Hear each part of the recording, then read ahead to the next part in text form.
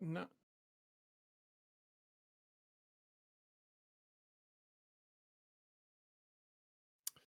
But I have the voice of God in my ears, and I have you here introducing me in. What's going on, everybody? Thanks so much for this. I know, right? Like I'm being introduced here, and then I got the voice. I wanted to look at our beautiful faces for just a moment, all right? Like just for a second here. I got Scorpion behind me, looking sharp as heck. And there's spaghetti in the picture. I just wanted some appreciation for the artwork that's going on here. Right. How you But doing tonight, Zero? I'm doing great. It's good to be back. Just keeping the ball rolling here. There's so many events going on tonight. Not only is Grand Blue Versus going on off to the side, but we got MK going on tonight as well for CIFGC, and that's where I'm keeping my attention tonight. Absolutely. Oh, and it's All a right. nice little bracket that we have as well, too. Of course, Yeah, Cease is coming back. Good to see Cease back out here. Young Sway as well. Point Prometheus too. Good to see some familiar names. yeah. If anyone that is watching that hasn't watched the last couple CIFGC brackets, Cease has won the last two, so we'll see if he can go for the hat trick. Really scary, powerful Garrus. Yeah, this is the curse, right? I mean, you might have placed the curse, or the hat trick does come through and Cease's name stays strong. We'll see how that turns out here. Of course, that competition does remain strong in the CIFGC brackets, so we're looking forward to some fantastic games here. Absolutely. So looking at the rest of the bracket, we got so we do have a couple DQs. So we've got Johnny. It's 3 N's. We'll just go with Johnny. It's gonna be taking on Cease. Young Sway versus Point Prometheus. And it looks like Dr. Mazko versus Gem 9. Yep. And Killer Spanky versus Infinite Faith. And the winner of that will take on McCutty Mayhem. It's a nice little concise bracket, but we'll still have, it's going to be some great MK action. Just looking at a few of these names. And you got Cease in there, you're going to get some crazy MK happening at some point. It's, of course, that classic Gears that we're going to be seeing from Cease, unless if Cease decides to change it up entirely. Right. Getting bored after the last 2 victories on something else. We'll see here. Eventually, get us set up first. Of course, if you're just tuning in, as usual, we have that Matcherino. Definitely check that out. Free 50-cent donation to the pot when you use the code that is available there. So definitely do not delay. That code is going to be MK11410. That free 50-cent donation to that pot. Yep, free 50 cent. And then, there's always some like easy little side quests you can do that help out people in the community, and just looks really good for everybody all around. It helps out the players, helps out members of the community. So go and knock some of those out. A lot of them are as easy as follow something, like something.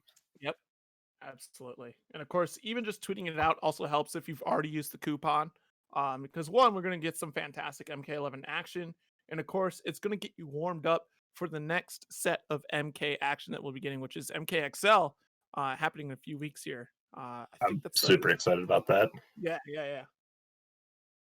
Which is, it's always fun to see MKXL because it's a different pace of game, right? Like, it's absolutely insane. Yeah, you could go back to the NRS, like just history, starting, if you want to go way back, you can. But like starting with MK9 more specifically and onward, like you have your consistent favorites in those games. Like Herbalicious put on a fantastic show at Combo Breaker for that MK9 bracket that they had, which really opened my eyes to what that game was. Like, holy smokes, watching that game so many years removed from the launch of it is just outstanding. And then just still going back, even to MKX, just the crazy nuttiness of all the cast that was available there. And still MK11, different pace of game, but still just as much fun as the previous 2 games.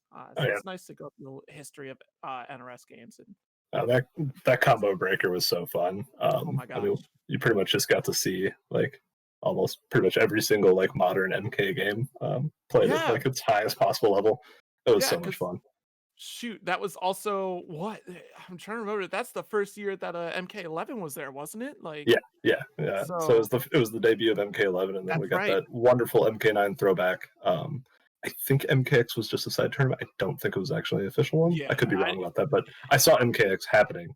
I hopped in and got smacked around by Aquaman's Kotal a few times.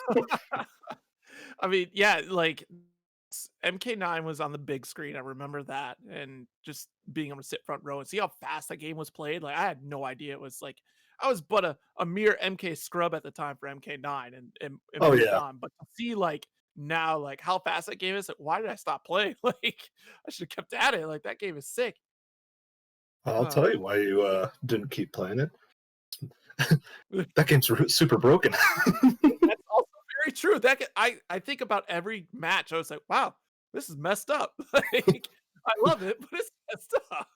I think it's Johnny Cage. I think it's his forward four. It's sometimes -1, sometimes it's +10. Wow. Wow. That's Oh, jeez. MK9. Okay, different time, the era of, the rebirth of fighting games at that point, right? Because Yeah, shortly before that was Street Fighter 4, so and I think it paved the way. and then that wasn't too long before. When did KI come out? KI was 2013, Yeah, okay. So so yeah, yeah, right pretty at the much just launch like of a whole. Yeah, I actually think that's a really good way to put it. It's like the rebirth of modern fighting games.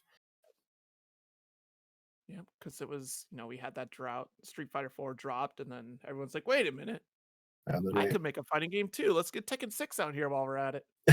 and Marvel vs. Capcom 3 was around that Yep. time as well. Which, speaking of like an older game, if you go back and like watch it, like the pace, it's like, man, how did I ever play this? Like that game is so fast.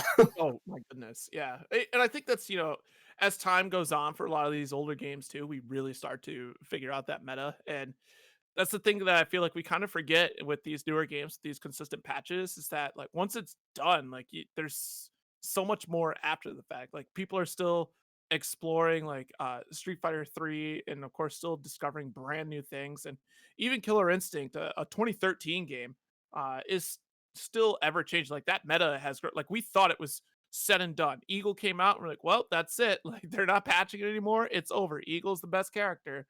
And Yeah, then just very quickly we're like, let's figure this out. And the puzzle was solved there. So I'll be curious to see how MK11 turns out. At least a couple years removed when they finally finish it. And who knows between now and the next time, because I'm not sure they've said anything about like we're said and done with touching this game, so we still have a bit of time. yeah. um A lot of people are, you know, wondering if like maybe like MK is done. I don't think it is. no. Um, honestly, I think one of the reasons they've been so slow to patch, just gathering lots of data from all the custom moves and whatnot, but also they started the online pro tour. Yes. And I don't think they want to like drop a giant patch right in the middle of like a sponsored pro competition. Yeah, exactly. This is a very different year, for sure. I'm glad that not only do they have that Pro Tour, but like I think is the PlayStation Tour is not the same thing, right? That's a separate one, is it? Yeah, so it's weird. I think with the North America pro competition, I'm pretty sure ESL is running it. But Right, but there's like still like ESL like weekly or whatever tournaments, right. and then the pro comp. So it is like two different things, but I think ESL is running the brackets for both of them. Yeah, I think it's like they do their weekly ones, and then you qualify for the pro competition for North America if you win one of the weeklies or something like that. I don't remember. It's actually been a couple months since I've participated in one of those. So Yeah, I entered like the first week of the pro Mhm, competition. I got knocked into losers super early, and mhm. I fell asleep and missed my second match. Yeah, Dang. that's the only problem because you have so many people entering those. So if you go into Yeah. losers for a while, like you can be, or if you go into losers early, you will be waiting a little while for your next match. And yeah, I just kind of fell asleep.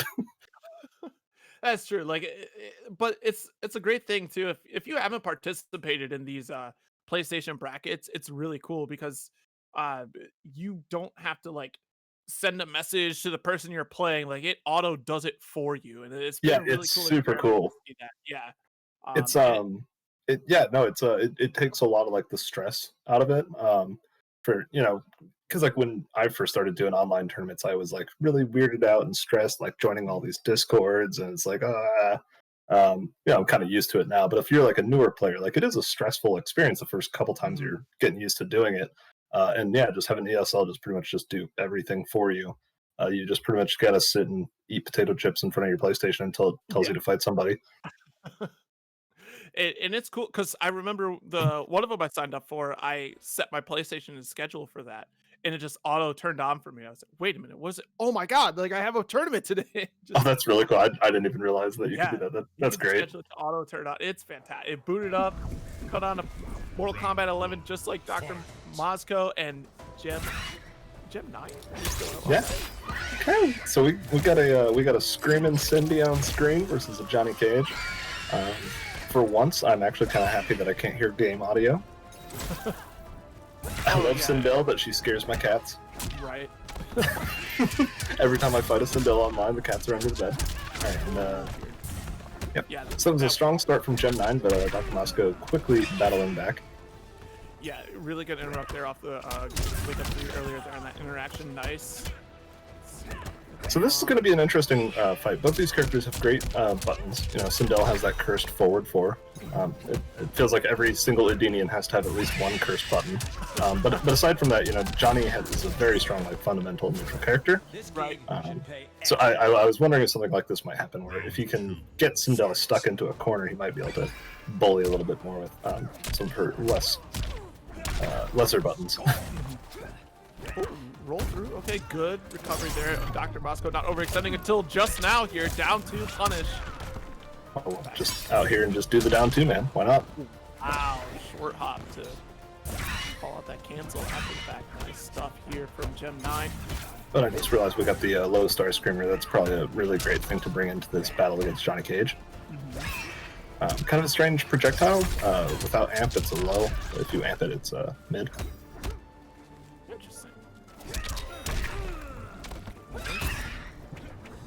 Yeah, it's definitely going to stop that forward momentum too from Johnny in a lot of cases. So I thought it was a really good.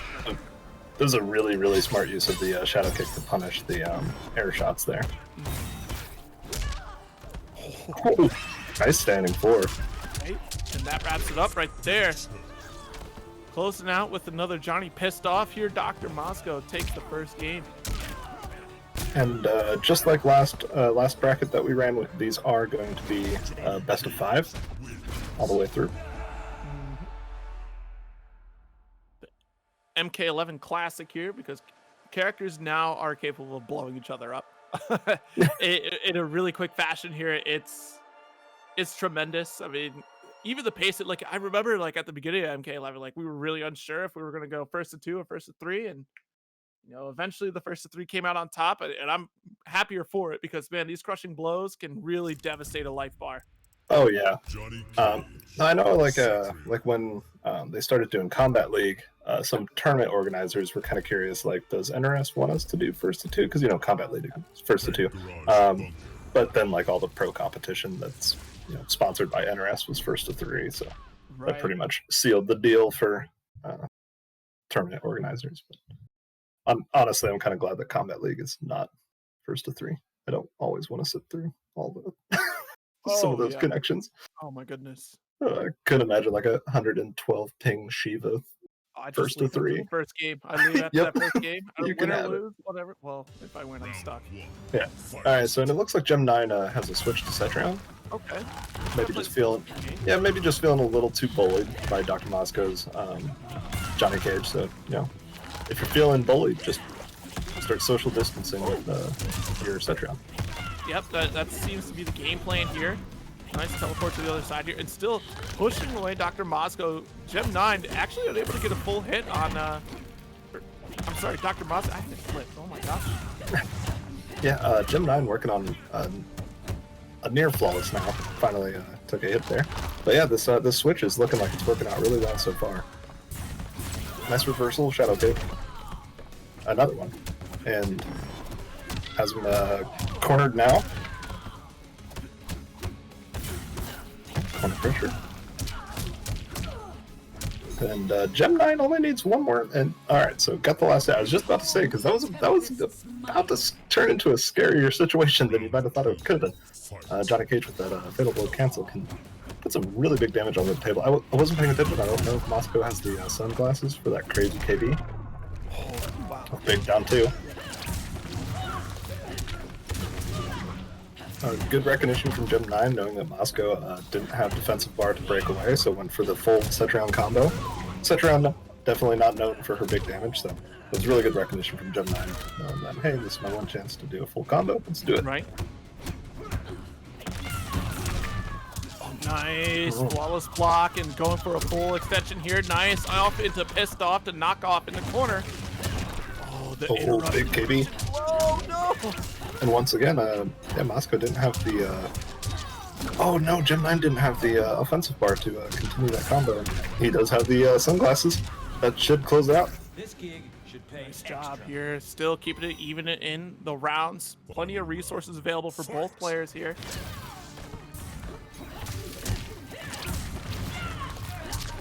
Yeah, this is just about as even of a match as you can get. Both of these players have used their respective characters like best KBs, so those are off the board. I think Dr. Moscow still has the down 2 KB though.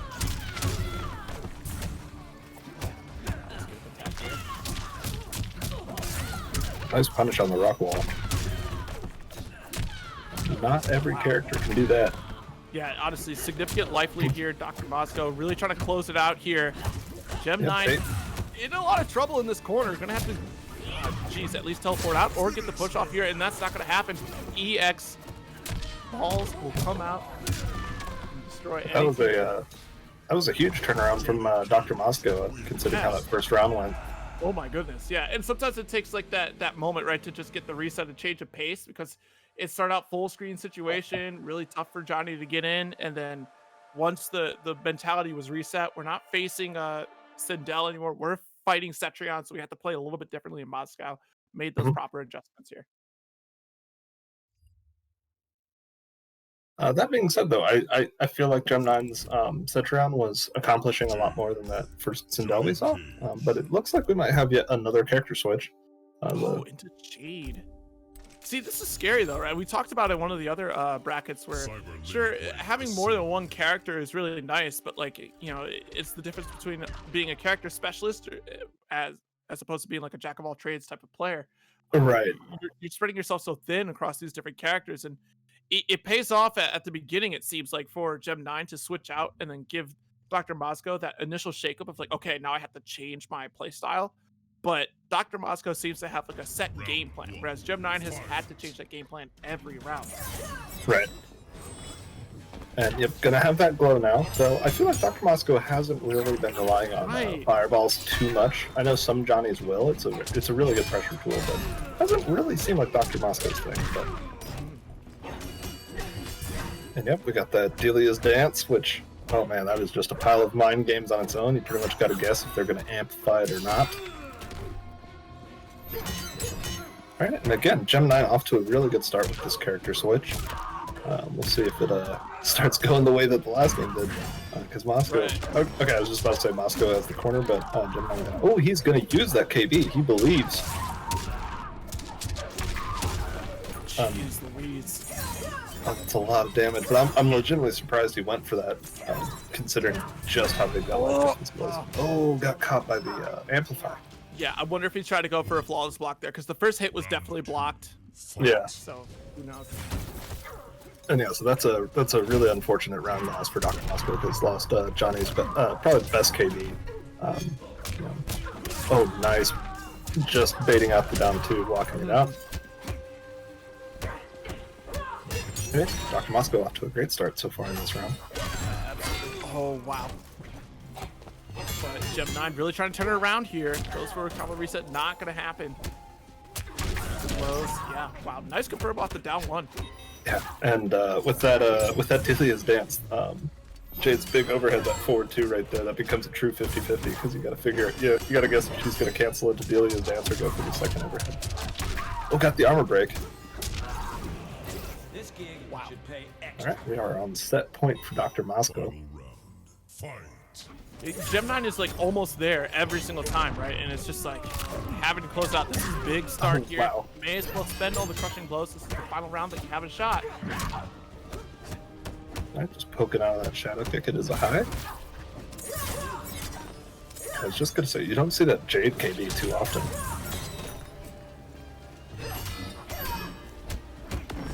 Yeah, Gem 9 definitely trying to enforce this 50-50 that they get with the Delia's dance on overhead.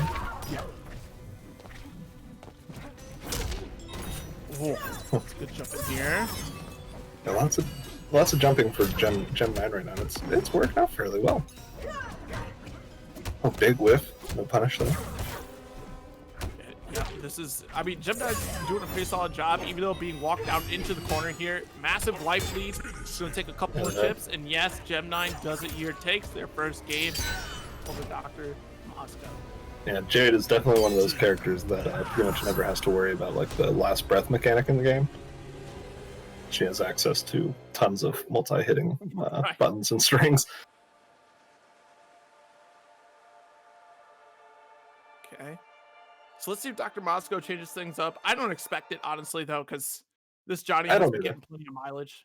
I agree. I think, just, and again, I mean, Moscow has two more games to really adjust to this Jade play. And yeah, it looks like he's going to stick with the Johnny Cage.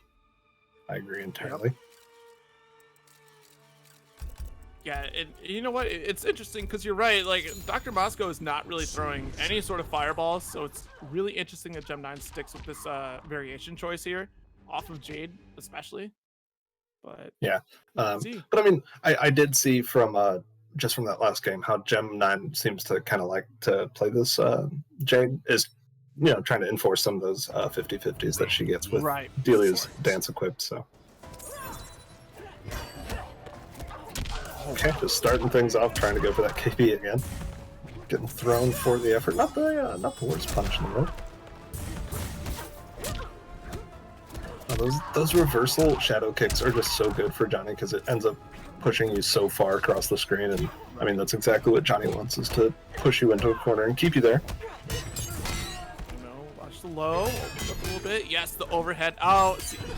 Unfortunate there, really trying to just keep the overhead safe, not get punished here. Nice interrupt into interactable though, trying to gain that space. Well, it almost looks like Moscow has just said, I am not going to play the guessing game on this 50-50. I am just going to block high. Eventually, that second overhead's going to come out. I'm going to block it, and then I can punish you. Exactly. It's going to be okay. Yeah, but you can only take so much damage here, and it's really adding up. Dr. Moscow has to make something happen. It's not going to. One sneeze away from a round, and Gem 9 takes it here. Yeah, Gem 9 is playing this really smart, getting a life lead by using this weird like Jade rushdown that she's capable of doing with customs, and then once they have the life lead, just kind of back away using these crazy good air projectiles that she has. Okay, and there's the punish from that overhead.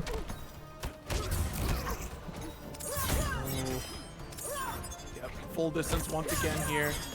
And I appreciate, again, the patience from Dr. Moscow there.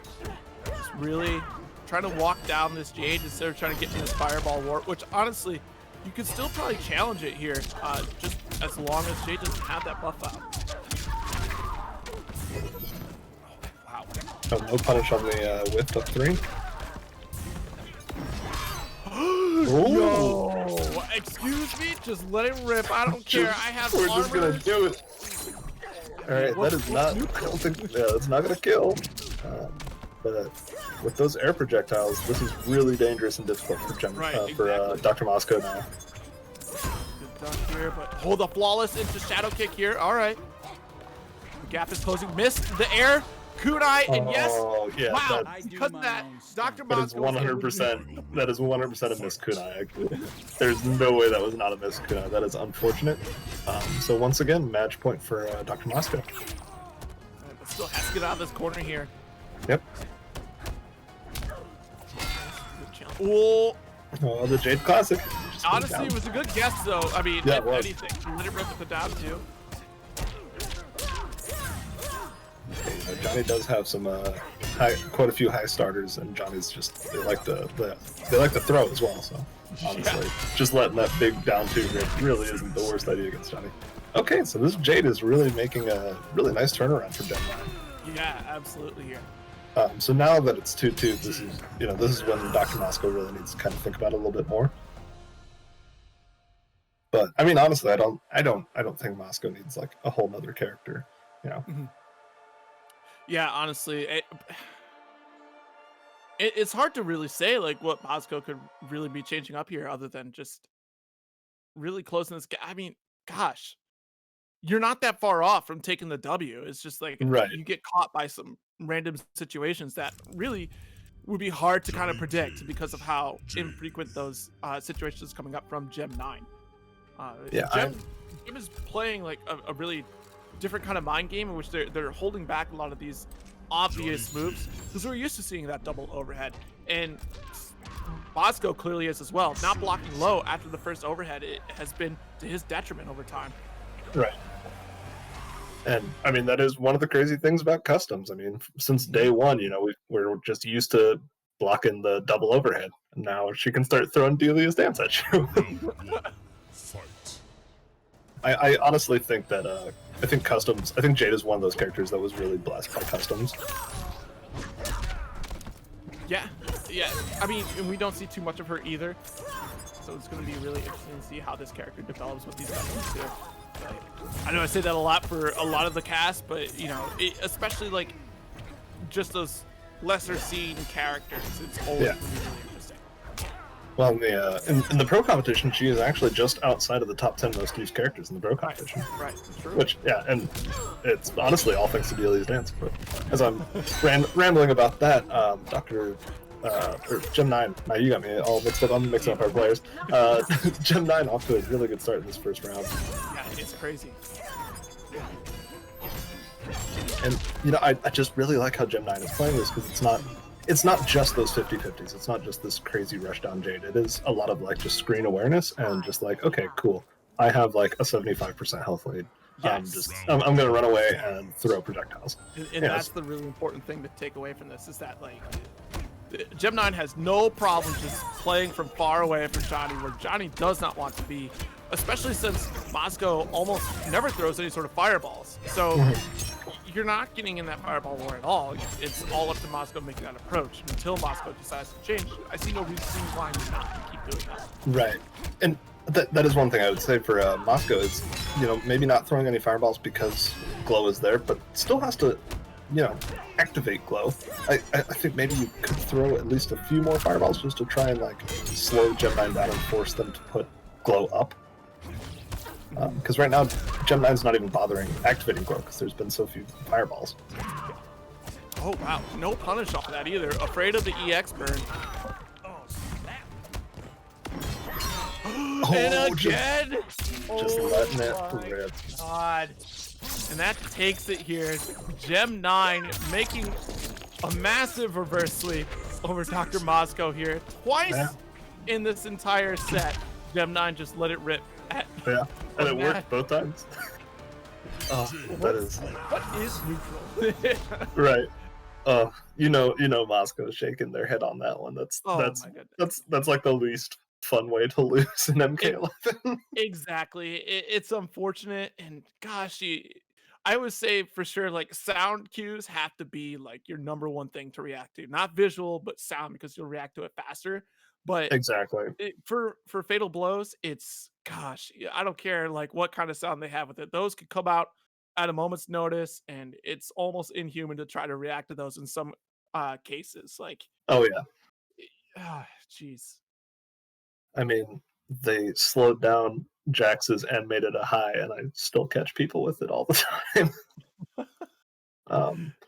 Yeah, no, the sound cue thing is crazy because it took me forever to learn flawless blocking. I just couldn't do it. And I was just like, oh, am I just finally too old for fighting games? And then one of my friends told me, he said, just turn the sound all the way up and just train yourself on the sound cue. Like, don't look at like what the characters are doing. And that completely changed how I flawless block. Yeah, no, yeah, it's so crucial. I think that's something I really picked up like with Killer Instinct, for example, because like and I usually fall back on Killer Instinct because I find like a lot of the design decisions they made in that game were like really intelligent. They made different sound effects for the hits for every strength of button, so you could use that as a learning tool to know what to break with. And they openly said that like you're just like what I said here, it's like you're not reacting to the visuals fast enough. So like some characters have certain things they will say to tell you the strength of what they're doing. So it's something to keep in mind when you're playing fighting games. Like you said, like we have Blind Gamer in the Killer Instinct scene who purely plays on sound alone in this game and consistently places in top eights just off of sound. It's That's awesome. phenomenal to see. So, and I know that I love the Killer Instinct scene so much. right, it's great. And there was an old story back in like MK2 days of another player that played just like that off the sound alone, knew Yeah, exactly how to beat the game. So yeah, I know there was a player in MK9 that was blind that played quite a few, traveled to quite a few tournaments. It was really fun to watch. oh, it was interesting because for KI we also have a deaf player as well. And there was one tournament where both Blind Gamer Oh and man, and Kev Bones, he's a deaf player, they fought each other. We're sitting here like, okay, let's see who actually wins this. Like, yeah, this is that's a it. crazy matchup. So No, I think Killer Instinct is like my favorite game to watch that I like never really played because I just never readily had access to it. I never had like Xbox or anything, and I bought it on PC and my computer didn't run it really well. But I love watching KI. I love learning about it. I love talking about it. It is such a just wonderfully designed game. yeah, Um, it looks crazy on the surface, but it's so easy to pick up and play. all right, so we got McCutty Mayhem versus a very near and dear good friend of mine, Killer Spanky, the Wild Man. Pretty much everyone I know that fights this man gets mad because he doesn't give a single F about frame data. He is going to challenge everything. He's going to jump. He's going to press buttons. And, oh, I love him. All right. Wow. McCutty kicking down the door with that big boot. Yeah, wow. One of those characters that could just really just keep going and not have to stop. And we actually just saw it there. It was blocked, but Spanky will just straight up use down 2 as like a neutral tool. Spanky looks at down 2 like another poke. It's terrifying when somebody is not trained to press that down to. I'm just like, oh no. They woke up and chose violence every day. Oh yeah. Oh, that command grab are working out. Round 2, fight. Okay, nice. And the spark there. Just gonna get blocked at the last moment there. Honestly, that's also the other thing that's just so dirty about Brock is his lunging overhead and like the command grab, like the startup animation just looks the same. Oh, wow, low there. The reversal tackle is one way to deal with it. Ooh, not checking your toes. Alright, but still, you gotta make this gap, close the distance here. Has Fatal Blow available here. One touch is death for both players here. Oh, I'm really surprised he didn't use it on that jump in. Final round. So yeah, Spanky's a big fan of the jump in option select on special, so a lot of times he'll just jump in and mash Fatal Blow. Watch the knees. Hard to fight back. Rolling through the projectile. A little bit of respect from both players. McCutty is using the sweep from Baraka quite a bit, which is kind of interesting. You don't, not every player uses the sweep as much. I like it with Jax a lot. But yeah, McCutty's getting some really good mileage out of it with that hard knockdown.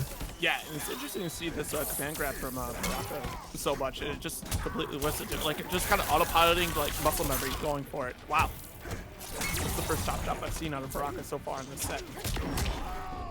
Right into Fatal Blow. That'll be close. I don't think that's going to kill here, though. Yeah, I can't... no. We're good. It's a lot of damage. You did it right away, but... Oh yeah, and they also just recently gave Raiden slightly more health, too. Ooh. Wow, and the command grab pays off there, too. Also, I just realized McCutty's variation name is 5-minute character. I both love and hate being able to name your variations, because I've seen some like terrible ones, but it also just cracks me up when somebody actually has a really clever, like salt-inducing one, like 5-minute character. Like I I ran into a Sub-Zero that its variation was just block, bro. I mean, is that Sub-Zero wrong? I mean, No. As a fellow member of the Sub-Zero Association, I just would have to strongly agree that maybe you should just go to the lab and learn how to block forward too if you're struggling with just block, bro. It's fine. blocking. Don't worry about what loadout I have. Like, don't worry about creeping ice. Don't worry about me resetting. Don't worry about it. Honestly, you'll be fine. All right, it looks like Spanky is sticking with the Raiden, which is fine. That was a really close match. Spanky does have a pile of other characters. They're all really fun and interesting to watch, but I would say Raiden is his most competitive main of mains, so glad to see him sticking with it. Yeah, and honestly, Raiden is such an interesting character. I was just saying last night on Low Kick that it's a character you don't see too often. As a result, you really don't. Oh, even more so. Like I very rarely see Baraka come out that much anymore. Used to see him really early on in the fight for MK11, but yeah, Baraka like early on was kind of one of those, hey, new game, everybody's learning like new game mixes, and it's like, yeah, get mixed by this character that you've had only a couple weeks to play against. Good luck. I have all the crushing blows. Yeah. All right, nice spark here. Gonna play some solid neutral. Okay, down 4. Really good poke.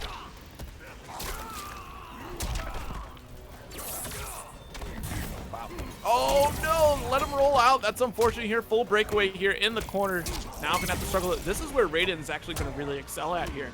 Oh yeah. Lots of options, and we're gonna walk it out. Okay, never mind. Forget what I was gonna say about the corner, but still, regardless, though, has longer normals than what Baraka might have. Baraka has advancing normals, so those are a little bit unsafer in comparison to like Raiden's like forward 1, just not having a hitbox on. Oh, puts the flag down. Yeah. I'm going to guess that's an input error. I don't think I've ever seen a Baraka put the flag down on purpose in my life. But either way, McCutty, yep, strong game too.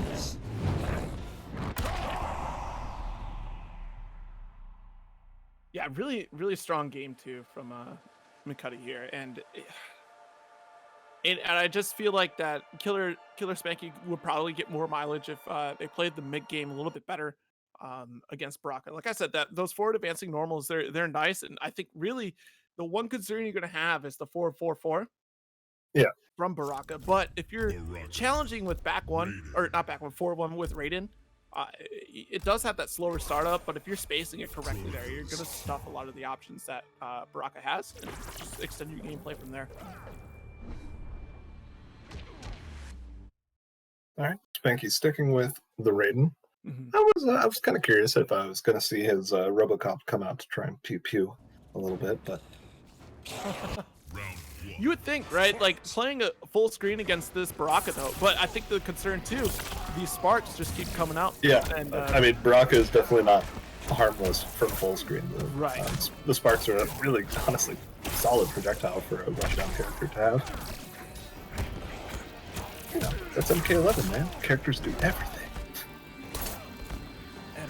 Everyone has a little bit of everything. Yeah.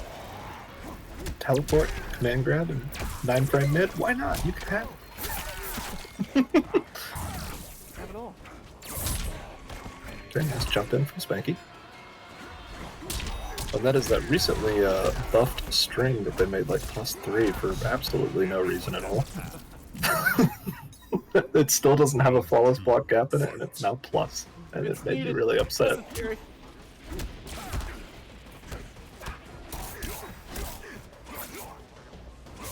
And I'm wondering if McCutty's kind of caught on. Spanky hasn't flawless blocked that strength from Baraka a single time yet, so I wonder if McCutty's starting to catch up on that. Get some free plus frames if your opponent's not taking advantage of the auto block. What a challenge here.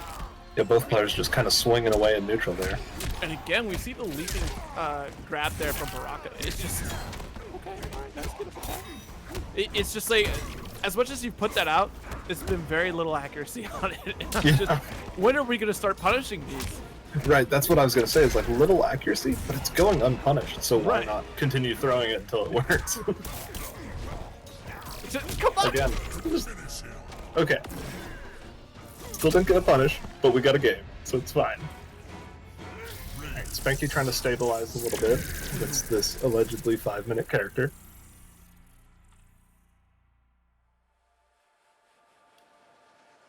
Five-minute character. Oh boy. Man, one of my training partners he's just way better at fighting games in general than me. He's just one of those people that can just like go into training mode for like 5 minutes with any character and get like a decent like game plan together. But it's infuriating. We'll sit down to play and he'll just like pick up a character and dink around with him 5 minutes and like beat my like day one main like instantly. I'm like, man. And you know, that's the thing though, like a lot of that comes from just the fundamentals of fighting games. Exactly. If you're able to just apply this fundamental information, then you should be able to carry over pretty well in other games. Right. At the core, at the base level, right? But then you have to take it that step further into the mechanics. Like you know, the Sonic Fox translates over to so many different games, but like obviously a very intelligent player, but also carries over a lot of the fundamentals into those different games. So we have Skullgirls, which somewhat translates into Dragon Ball, for example, and then of course all that MK experience and NRS experience translates over to, well, every NRS game. Yeah. All right, and McCutty sticking with the quote-unquote 5-minute character. I was kind of curious if after those in the game if they would switch to a different character, but yeah, still has another game before it's completely tied up here, so why not keep trying out this new Baraka. Another sweep. Wow, that wasn't even a punish.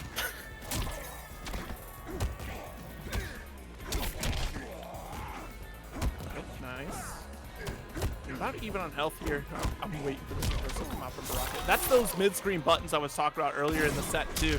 That would really excel at in the corner, but you really have to be able to lock down this Baraka play, and you are reaching for sure. McCutty Mayhem cutting you off at every get-up opportunity here.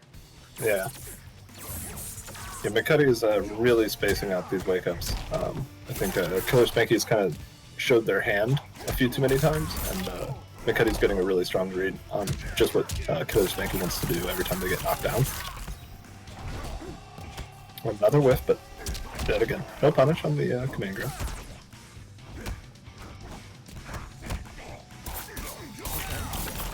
Jeez. Oh, you do not see that crushing every day. No, not at all. Oh no, reaching No, once again here. Yeah, that'll cost you. McCutty Mayhem taking it 3-1 over Killer Spanky here in the set. Yeah, that was unfortunate, but you know, when you're at that like much of a life deficit, I get it. Because if it lands, you're a genius. Yeah. And if it's blocked, you just die. It's fine. Just figure it out and just block. I think that's one of my favorite like post-fight interviews I've ever heard. Was one of my favorite players, Foxy Grandpa. He always plays by the seat of his pants, and he did something really stupid in a match that ended up losing the set for him. And Mustard asked him why he did that, and he said, "Because if it landed, I would have been a genius." Yeah, was that the We Play interview that he if it wasn't that one, because I remember he also said at We Play where it was like, yeah, you know, sometimes you got to be stupid. Yeah. It was at We Play when he was talking about the all the forward twos, and he said, "You're not going to block all of them." Yeah. So punish me 6 times. Like, it's fine. Yeah, no, exactly though. But like that's the thing, right? Is there's one thing being conditioned, but also another thing to not allow your opponent to condition you. Right. Like it's that thin line, that borderline, like genius and also stupid. Like, yeah, it's just like, is this person stupid or just extremely stubborn? Right, but it like obviously Foxy Grandpa, no slouch in the game at all. A really intelligent player, does really well, consistently well, and that's the mentality to bring into it. Like, especially like when he takes a loss, like I messed up. Like it's on me. Like this was my mistake. I should have done this rather than this. Like always has an answer after the fact, but you know you never make the shots you don't take, right? And that's consistently how Foxy Grandpa plays, and that's how a lot of players play fighting games there. So yes, you did go for how many command grabs there in that set, and every single one missed, but you didn't get punished. So one of them is eventually going to hit, and it did. And on the opposite side of the coin there, all right, sure, I didn't hit this time with my fatal blow, but if this one time you open up and get caught by my fatal blow, that's it. It's a wrap. I win. Yeah. Yeah. So I respect it. And that was back in the day. I had a lot of fun watching Foxy's streams. He was doing the only grabs streams. He was seeing if he could get to a gut league with only throws. Oh my goodness. Yeah. Oh, it's got to be really infuriating to have Foxy Grandpa as your training partner. I mean, just that, or like, just honestly, I admire the way Foxy Grandpa plays this game because he's always just having fun. Like, just first and foremost, has fun. Yes, a solid competitor, but I think that also comes hand in hand with like he's having fun with it instead of stressing out about like, oh, if I don't win, then that means this, that, the other. So. All right, so we have Cease and Johnny X. Johnny Nix? John Nix?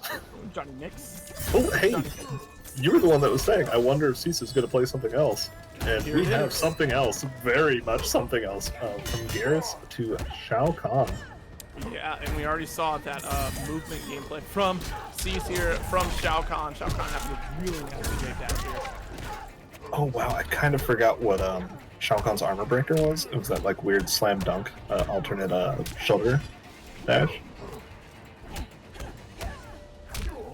Here already a significant amount of damage. Oh my god. Wow. Some of these moves are hilarious from Shao Kahn. I don't know, Shao Kahn has like some of my favorite sound design in the game, just all the clunking of the hammer. It's great.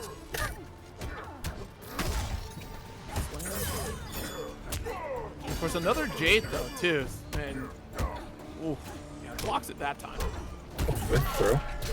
And another flawless block there. Once again, not skipping a beat. Cease still has it. Wow, yeah, this is really impressive. Fight. Yeah, so far with all those like flawless blocks and not dropping any of these combos, like this does not look like a new character. This looks like maybe something Cease has had in their pocket for a while. Oh yeah, definitely really comfortable in this character here.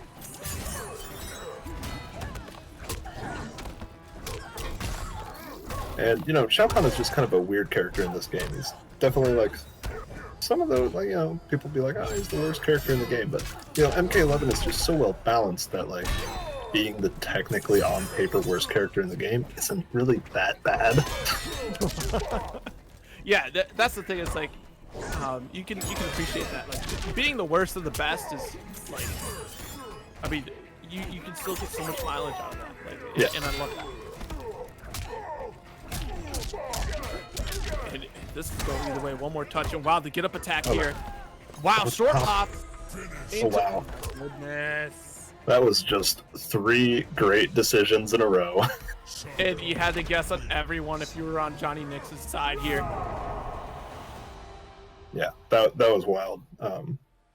Yeah, that was just 3 huge calls by Cease, because pretty much every one of those on block was easily punished. So. All right, nice, quick. Game 1 here. Cease about to go into game 2 alongside Johnny Nix or John Nix. Yeah, I'm really surprised and really excited about this Shao Kahn pick. Not that Cease's Garrus wasn't hype, but what are you doing, sir? You won. Yeah. Now wait a minute here. Okay, Cease. there we go. All right. Cease, I say. You don't get to switch. Yeah, Could you imagine the audacity though? Like he's like, no, man. give Johnny the round. I was just messing around here. Yeah. He's sitting there being like, "Oh, I actually won with Shao Kahn. Hold on now." God, that'd be some insult to injury, right? Like your opponent beats you and goes like, "Nah, you can have a round. I'm going to pick a different character." Yeah, I want to go back to my character. We can make this 1-1. Round 1. Fight. All right, back in there, and good old John Nix over there, not switching characters. So I noticed both of the Jades that we've seen today have that placeholder variation named True Heart. I wonder if that's one of the pre-made like variations that just happens to have like the moves these Jades wanted. Yeah, maybe. At least it's not default. Right, yeah. I mean, I've been lazy like that, yeah.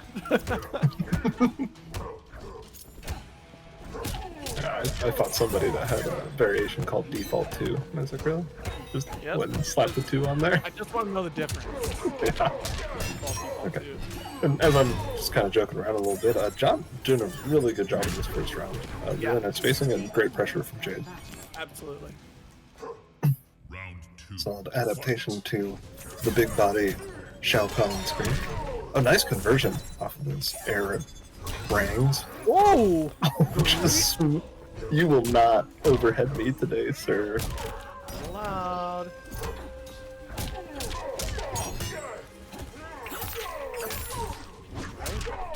Bro. That was scary. I thought for sure. Could you imagine if Cease got a flawless block off that air kunai? You would have been popped into the sky there. Yeah, that would have been really spooky. There, letting the full string rock again, and that is yet again just another mind game that Delia's dance gives Jade. It gives her a way to close that flawless block gap. Oh, and the brutality, the jack-o'-lantern. You don't need all of that. Like, Death was the only that's way okay. out. Just a little extra. All right, so that was a really commanding turnaround from John X. Yeah, Johnny here. Yeah, making a really strong offense in the corner here. Just really excellent spacing, utilizing the mid-range pokes that Jade has to his advantage here. It's really impressive stuff, and you know, it's a little bit easier to go up against Shao Kahn, who has like a slower startup compared to what Jade's options are. But we'll see here. We'll see, especially since Cease is going to stick with it.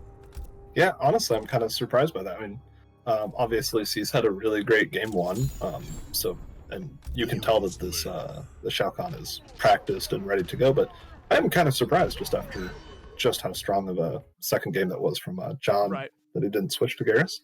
But that's fine by me. I'm always excited to see more Shao Kahn. I really like watching these.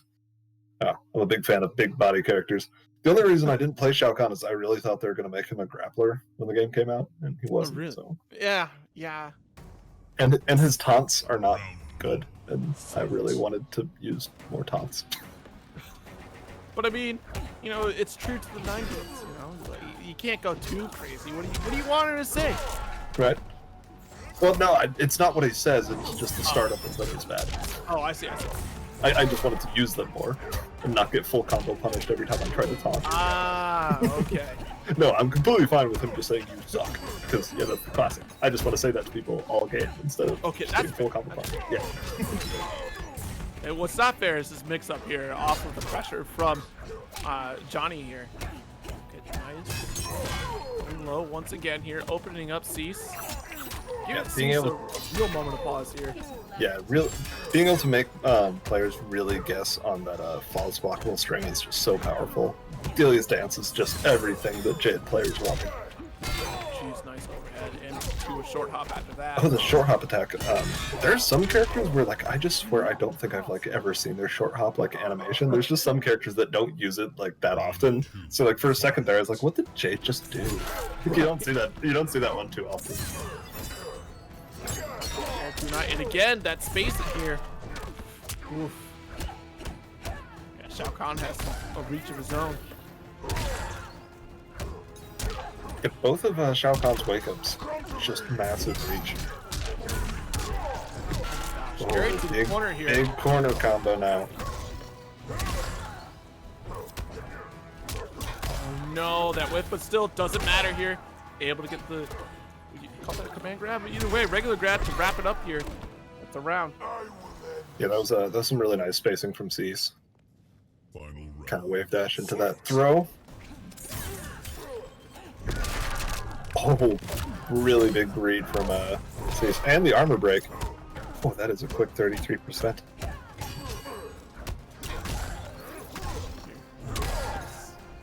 that, I mean, honestly, that was a huge. That down 2 was a huge call from Cease, because those air kunai is like plus like everything on hit. So like just having the audacity to just hold duck.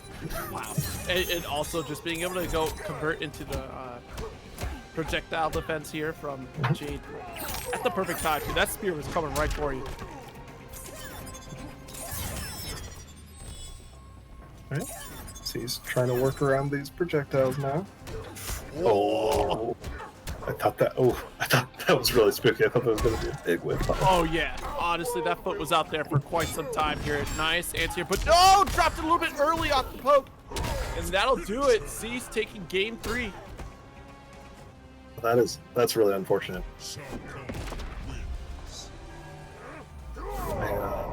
Yeah, I that must have it must have just caught Shao Kahn's the wiggle stick must have caught Shao Kahn just at like a weird angle so that fatal blow can connect. So I feel like in like 8 out of 10 times that would have worked. Yeah, I wonder, like maybe it's just a little bit early out of that, or just because normally, yeah, you're right, that should work. I don't know if like Shao Kahn needed to be a little bit deeper before it happened. Yeah, I mean, with NRS, there is always kind of some weird things with hurt boxes because they use, several different like character models for different like sizes. They're, like Right. Kotal and Shao Kahn both have like these unique, giant character boxes, and so sometimes there's some like weird interactions with hit and hurt boxes in NRS, but. Mm.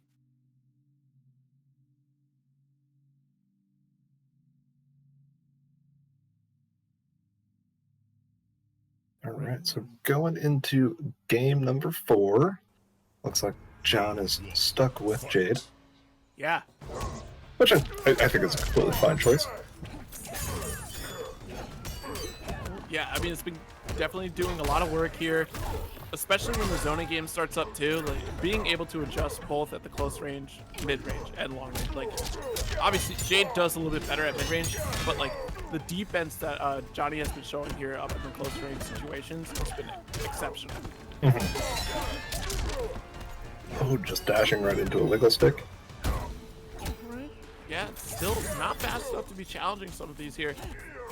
Cease is gonna have to figure something out here. That's gonna be a hefty chunk, not a kill quite yet, and that'll do it.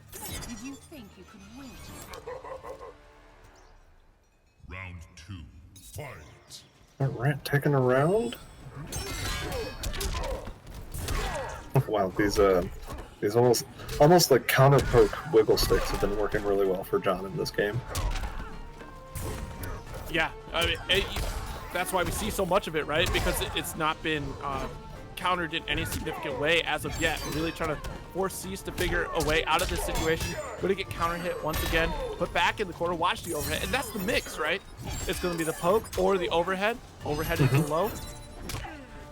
Or right now, just wow, these the overheads into projectiles working really well in the corner there. It's forcing a lot of guesswork on Cease here, and once that mental stack just gets overloaded, it's just guess after guess gets wrong, and it's only a matter of time before you get opened up.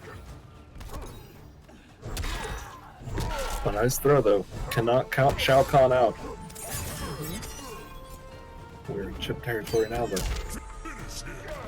Yeah, as I said the last time we saw Jade, Jade is definitely one of those characters that just basically ignores like the last breath mechanic. Not gonna get saved by last breath against Jade too often. No, not at all. 2-2 so far in this set here in winners quarters. Fascinating too, like because last month we saw Cease really dominating a lot of the bracket here, and I think it was last month where it went a little bit longer than normal. Right? I'm trying to remember the score from last month. It was like 3-1, or it wasn't a full sweep, was it? Last month, I don't think it was. No, I don't think it was. And wow, Cease looking like gonna stick it out with the Shao Kahn. And I wonder if it's just because Jade has a lot of counter options with it. I'm trying to remember the sand trap. If she has her purple form on, like she can't get caught by sand trap, right? Yeah, I think sand trap is a projectile. So yeah, it might be maybe a matchup thing. Yeah, because I used to play with a Garrus player a lot. And I know that he's not like he definitely has a few bad matchups, and Right.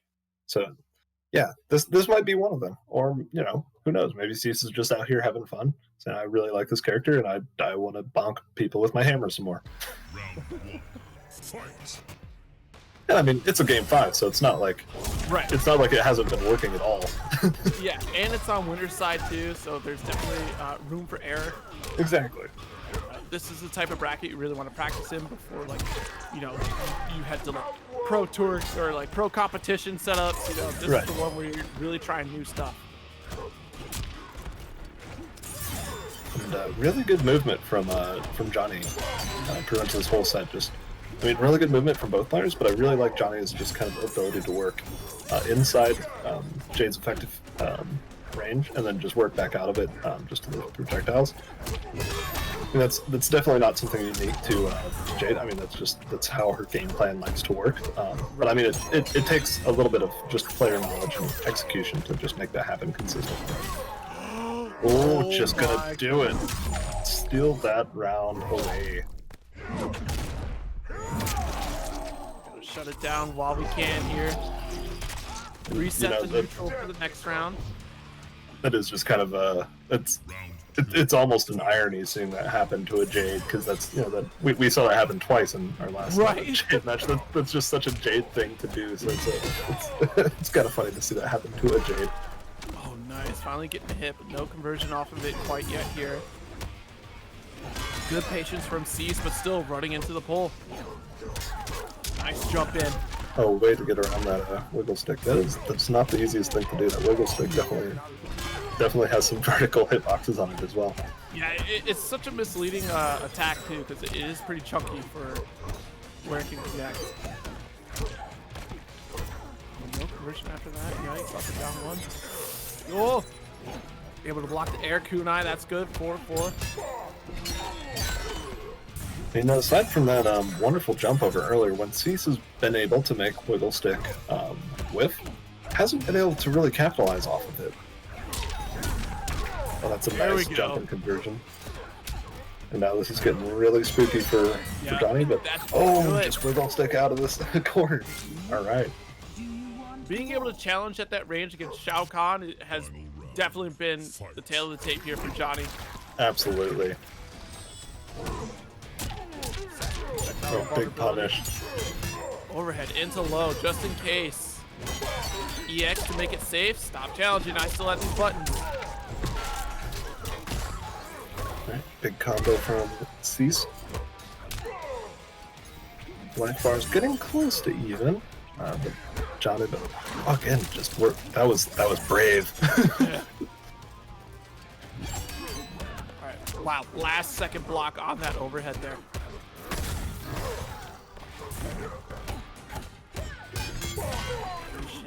Down low sweeps, gonna get you here. Oh, let it rock. Okay, fortunately able to break away immediately. No armor break here. One more touch will do it. We're gonna play the projectile game here. Close the gap with shoulder. Wow. He's still gonna get punished by air kunai. Johnny takes it 3-2 over Cease. So that's crazy to me, because I think that's the only second, maybe third time I saw Cease let that whole string rock, and John was ready for it. That was a crazy read. Wow. And that, honestly, a really solid set there. A little bit of a warm up for Johnny, it seemed like, to get into that position. And honestly, back and forth for both players. It could have gone either way. It just seems like a tall mountain to climb for Shao Kahn in that matchup, especially when Johnny really got used to those mid-range pokes with Right. Jade's reach. Yeah, just as you said, it felt like it just took John just a little bit to get like warmed up. But as that set went on, John's movement, spacing, just got better and better. Oh yeah, and Jade is so oppressive, like in the corner, especially when you mix in your from overheads to lows or overhead projectile, and the push block on the EX for the low sweep off of the pull. it definitely made it difficult for Shao Kahn to kind of try to punish that in general. So it seemed like frame trap-esque in a way. Like I'm sure Right. there's other characters that probably could punish that with a different option, but Shao Kahn has to get in there or try to throw javelin, which that startup is definitely going to get blocked. Right. And you know, it's also, you know, kind of like when we saw McCutty versus Spanky, those with the command grabs whiffing and not getting punished. We saw a little bit of that with the wiggle stick, where a lot of times when Cease was able to get the wiggle stick to actually whiff because it is a high, wasn't able to really capitalize. No, just some great Mortal Kombat. You know, sitting over here praising Jump. I mean, that was a game 5 situation. That was great play from both players. Yeah, absolutely. Just some wonderful Mortal Kombat being played. Yeah, and a really good surprise to see Shao Kahn. Yeah, We almost never see anymore. So terrific. I think Jackal was the last person I saw playing Shao Kahn, and Jackal's taking a little bit of a break from MK to play that Battle for the Grid. So yeah. I mean, it's kind of sad. Even like the like most known like pro Shao Kahn isn't even really playing them anymore. Video Games Yo. that's true. Yeah, that's right. Oh my gosh. Yeah, Video Games Yo won the first week of their pro competition with Shao Kahn, and then hasn't really played them since. Mostly been playing Johnny Cage. Wow. Yeah, Johnny Cage. Man, I've even thought about going back to Johnny Cage. I was going to play Johnny Cage, but I was like, nah, I don't like how many highs he's got. Yeah, that is true, but I think I've told some of my friends that like play a lot of other fighting games, but have just kind of given a cursory look at MK. I think Johnny Cage and Scorpion are great choices for players that play a lot of other fighting games. I like what you're talking about earlier, where it's just like that, like just fighting game, just knowledge and neutral carries over to those characters really well. Yeah, especially like if you're really solid at neutral play, both like you said, Johnny and Scorpion are excellent characters for neutral, and this game for sure rewards strong neutral play. It really does. There's other things for other characters specifically, but like if you're really good at neutral, you're gonna definitely see a lot of mileage from your characters for sure. Absolutely. Like sometimes you'll hear people say like, oh, like MK's like neutral is so like gross compared to other fighting games. Well, when you stop comparing it to other fighting games and you just look at the neutral that's inside the game, it does play its neutral a lot. And you know, if you're looking at this and you're like, oh, I want it to be Street Fighter neutral. Well, it's not. Yes. But that doesn't mean it's not a neutral heavy game. It's just it's its own neutral. Yeah, and you definitely hit the nail on the head there. A lot of players will compare like, oh, well, Street Fighter does it like this. Well, you have to recognize you're playing this game. This is the game that you're playing. And it's okay if you don't like that style, but like you don't have, you're not stuck to play. No one's forcing you to play the game. At like people like the game. Obviously, people still playing the game. It'd be like if I'm like chewing on an apple and it's like, man, this apple is cool, but it'd be really cool if it tasted like an orange. Like, why don't you just eat an orange, man? Exactly. All right, so we've got McCutty Mayhem versus Gem 9. Yeah, good to see Gem 9 coming back here with the Jade, and of course McCutty Mayhem sticking with Baraka. This is where I see the shadow stance from Jade really paying off here. So let's see. So if I was McCutty, I would have been absolutely extra and gone into custom and changed it to like 7 or 8 minute character because he played a few games against Spanky with it. But jokes aside, a really strong start from Gen 9. Just getting more of this Jade corner play. And I know I've just talked about it ad nauseum all night, but just the Delia's dance is just such a good tool to add to Jade. It gives her so much guessing games, allows her to close like her flawless block gap. It's just a wild tool. Just a raw shadow kick. You thought I was going to let you walk out of that corner? Think again. Too bad. And there we go. These command grabs really getting some mileage here in this game, at least for McCutty Mayhem. Yeah. Yep, that projectile, of course, going to go through thanks to Jade's double buff there. Whoa. Oh, wow. Gem 9, twice on stream, getting that KB that we don't see too often.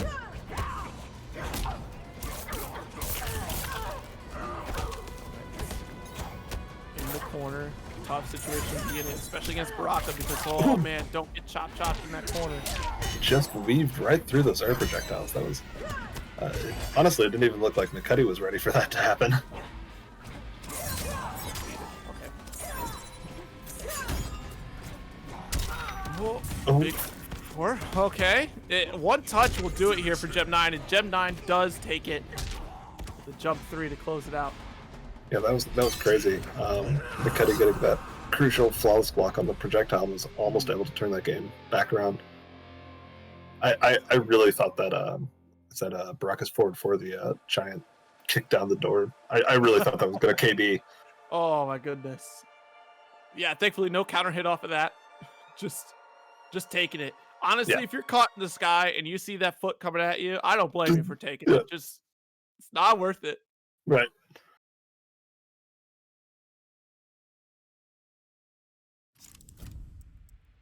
All right, so game 1 for Gem 9 here. Jade. Just a little bit of a... Yep, same setup here. McCutty sticking it out with this Baraka. Soul Shaker.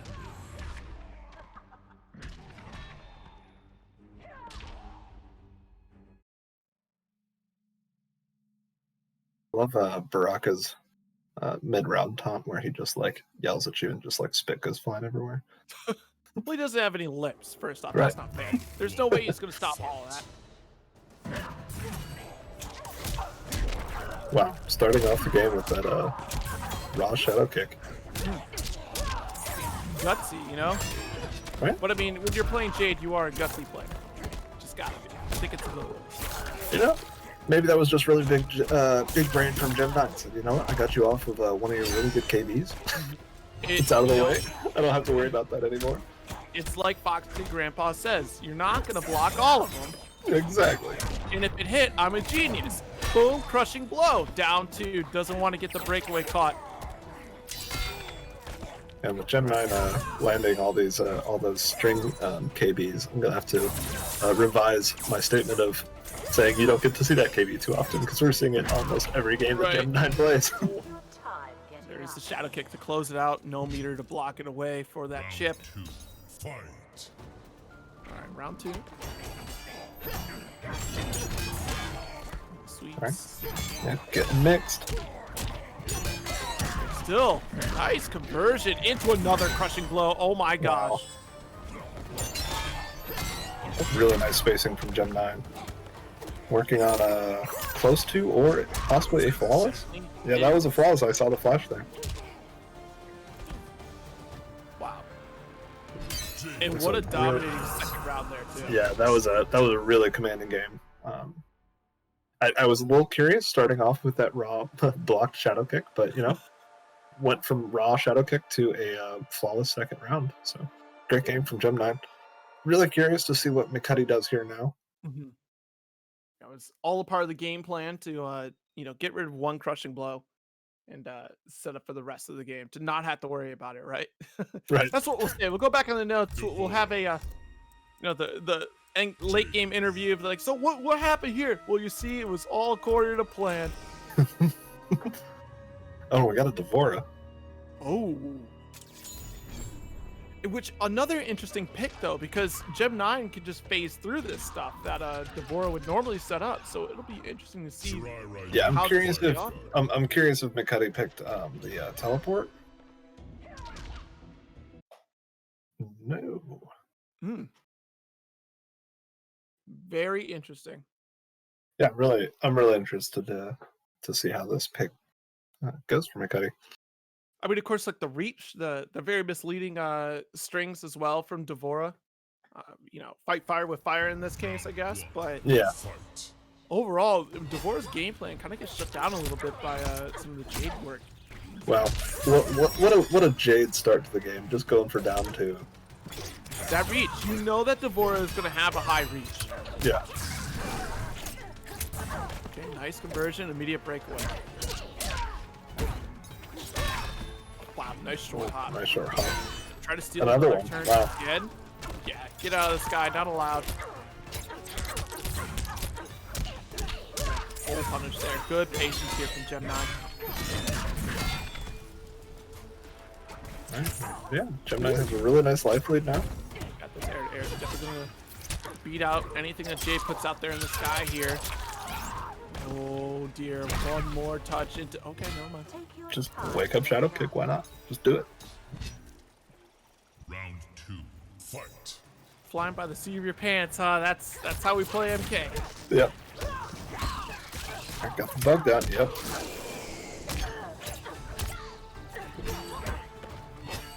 Knees out there, down two. Yeah, Gem 9 was going for their signature KD. Nice ball. I can't, yeah. I don't blame McCutty out here. Wow. Jade getting 34% corner combos. Who says this character doesn't do damage? And that does it there. Wow, Gem 9 taking it 3-0 over McCutty Mayhem. Yeah, honestly, after that first game, Gem 9 just went on a tear on that.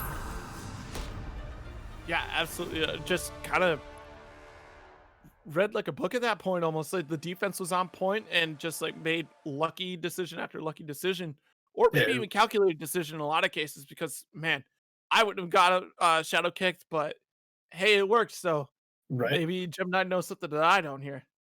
Yeah. I mean, to a certain point when everything is landing, it's hard to call it, like lucky calls, because it's like, man, everything's working. So it starts to feel a little bit more bigger brain than it looks. Right. And you have, and it could be just like a knowledge check anyways too, because if Gem 9 is aware of the speed of Baraka's buttons and can have the confidence to keep pressing, like, okay, everything I've done, like, you're not going to beat out what I have next for you because I had the faster button set, then that's great, because it could have been an entire show of homework on his end there with Jade. But geez, McCutty Mayhem just swapping over to Devora seemed like a really interesting pick, and I'm not sure we got to see enough of a change in pace or momentum to see if that really paid off. Yeah, I wasn't really quite sure what the game plan was. When he first picked Devora, I was wondering if it was maybe the teleport to try and catch some of those like air projectiles, but we didn't. That obviously wasn't what they chose. So I don't know. But that was the winner side. That was so McCutty's still in it. Yep, and that means that Gem 9 is headed for winners finals, and we'll be facing the winner of this upcoming match we're going to have here, Johnny up against Point Prometheus. Yeah, we haven't gotten to see Point Prometheus just yet, because their first opponent, Young Sway, DQ'd. Happens. It's unfortunate, but it happens. That's and just as a player, that's kind of tough because Johnny just played Cease, so Johnny is nice and warmed up. And your first opponent of the day is DQ'd, so you've just kind of been sitting around waiting, maybe going to training mode, maybe hopping in a quick Combat League match or something. Right. Get that initial warm up before you jump in cold. I mean, some players do find cold as well too. Yeah. I remember my one of my good friends at a Combo Breaker. He was really, really, really sick like the day before of pools. He woke up, felt better, didn't play a single game, and almost made it out of pools. Just went in cold after not playing for 3 days. Meanwhile, Meanwhile, I was grinding for like 2 weeks straight, and I drowned 0-2. Well, that's the thing. Sometimes it works in different ways, right? Like some players will just hit the ground running. Like if you focus too much on what you're supposed to do, or like practice too hard, then you think about it too much, and you get into, another type of mental like overload when you're going into your matches. Like, make sure you do this. Don't forget about that. And, wow! So Johnny going with Katana this time versus Point Prometheus has chosen Spawn. That's awesome. Katana, kind of weird. You don't see her as much nowadays. She was gaining in popularity. She got buffs in almost every single patch. I think she got slightly nerfed in the last patch, but aside from that, she's mostly buffed. But Katana Twitter will just keep telling you that she's terrible. Whoa. Jump in, no punish there at all. No anti-air, nothing. Point Prometheus just keeping it locked in the corner here. Wow. Short hop, open up here. Yeah, Whoa, these air mind games from Johnny. But just like that, Point Prometheus has turned that around. I mean, that is the one thing with those air mind games. They were working out a lot, but wasn't getting a lot of damage off of it necessarily. Ooh, nice trade. Yeah. And Point Prometheus was almost able to bring that back. I wasn't paying attention. I didn't see what moves Prometheus chose, but pretty much whatever you pick with Spawn. Spawn hits like, I don't know, a dump truck from hell. Right, yeah, no, Spawn is definitely terrifying. Yeah, does so much damage. Okay, more of these kind of air shenanigans with the float. Oh, big punish. Out of the corner we go. Not even fine. Okay, so he's got the like weird blow chain thing.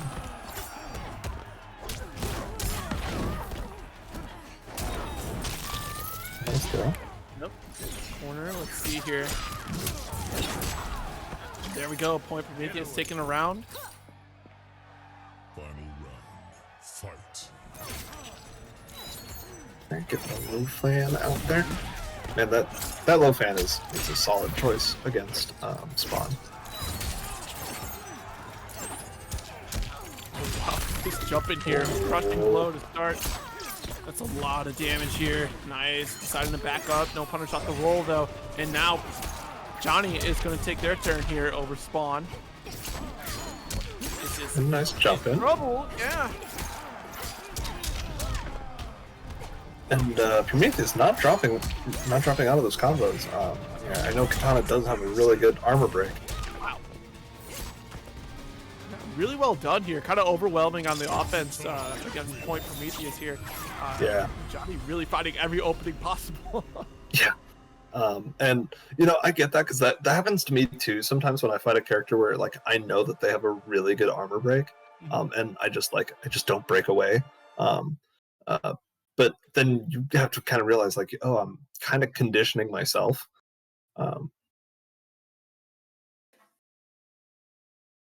Yeah. So Prometheus might have been able to stay in that fight a little bit longer if they tried the breakaway on maybe that second combo. But you know, that's just it's the that's just gamble me. that you take when you're holding on to your defensive meter like that. Because the longer you wait, you know that's in the back of their mind, and it's almost like a Guilty Gear aspect, right? Like when you think about burst in a way, like, okay, do I burst now? But then does my opponent know that I'm about to burst, and am I going to get punished for it because the combo's going on so long? So it's the same deal here, right? Like, do I break away now and risk getting armor broken? Like, it depends on the character. If you're unaware of these armor breaks, like, you're going to be in for a world of hurt on if you just let it rip whenever you want to. And then some characters need that resource, like Kung Lao. Like, it's scary to just pull breakaway, and yeah, the hesitation might actually kill you there, and it definitely killed Point Prometheus in that situation here. So, game 2. starting things off with some fans. Both players trying to get some projectiles on here. As I say that, Johnny heads right in and starts getting the Katana close-up game started. Nice throw, gonna keep him cornered. Yeah, unfortunate for Johnny there, overextending into. Wow, okay, interactable here. Gonna get the down 2 and a full extension with the shoulder charge right back into it. Only 23% damage though. That's. Oh man. That projectile or that interactable definitely scales really heavily, but you get some really cool like highlight reel combos off of it. Right, yeah, no, it's fun. Life lead is definitely Johnny's favor here, but that's it. Unfortunately, I was literally just about to say both players one touch away, and yeah, that was a really Johnny was big bet from Prometheus. But again, I mean, it was another one of those situations where if it hits your genius, you just won the round. Right. But you also have to be mindful of resources too. Like, just think about where you're at in the life lead. Of course, like Johnny had that life lead, and once again has another big one. Oh, nice anti-air auto chain. We're gonna make this exception work for us here. Fans are killing you. And you see there too, Point Prometheus putting out the chains just to stop the approach from Johnny. Just preemptively. Okay. Oh, that's gonna be KB. Wow. Oh, no. That still hit? Okay. Yeah. We were close enough. Prometheus trying to stay alive here. Oh, that's gonna whiff. Up 2-0 over Point Prometheus here. Johnny is looking to move forward here in this bracket. Going to be taking on Gen 9 if they win the next one. This has been really impressive from Johnny because, you know, MK11, it's not like the first execution game, but, you know, we just saw him playing Jade, and I haven't seen him drop a single one of these katana combos, and, you know, they're not like the easiest thing in the world, so it's always kind of impressive when you see these players like just warmed up with one character and immediately moved into the next character like it's absolutely nothing. It's really impressive. All right, sticking with Spawn still. Okay. I'm personally always impressed by stuff like that because, like, you know, I've been playing the same character since day one and I still drop my easiest combos sometimes. Feels bad. Yeah, I mean, what, we're 2 years in now? Yeah, we just hit, yeah, I think we're either just about to or just did hit 2 years. The movie comes out on the 2nd year anniversary. They moved the date back. Oh. So it's like the 24th or whatever. Okay. Yeah, because the game came out like 2 or 3 weeks before Combo Breaker 2 years ago, which was wild. Yep. Nice low fans here. Gonna play distance game. Nice flawless on the second fireball there. Good decision. And sure, right now Point Prometheus being very oppressive here on this offensive approach. And there it goes, that forward roll to punish the overextension here. Point Prometheus that roll didn't work out really well. Is he gonna spend the KB? He is. Yeah, this is going to be about 35% before you can even break away. That's just absolutely wild. Oh, nice interrupt. Big interrupt. Okay, nice fan. 28% because you thought.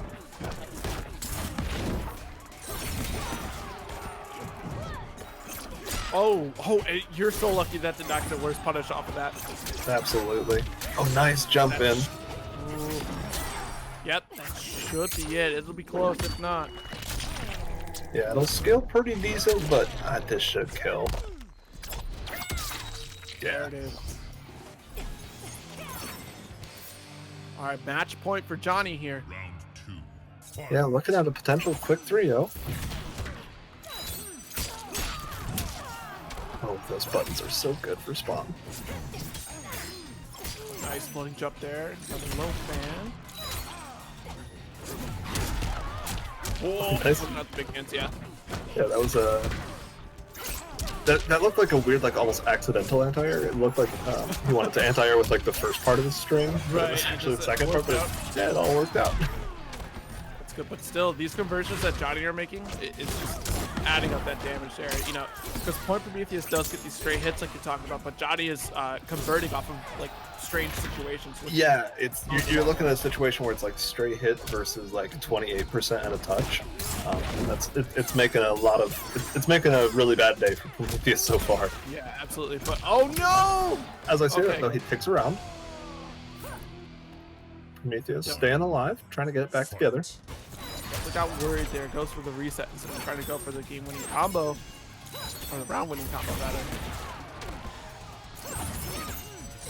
It's crazy. I've seen Prometheus try to go for that that special that Spawn has where he can like absorb a projectile and get like a KB if he does. I've seen him go through it for it a couple times and it's just gotten beat out. I don't exactly fully understand what's happening there. Maybe it's just the fan is getting to him before it's like fully like active. Right. Good breakaway there, trying to make something off of this here. Johnny doesn't have a crushing blow to close it out, so it's going to be all mixed up pure damage here. Not too far off, but yeah, if we keep zoning here. Nice jumping.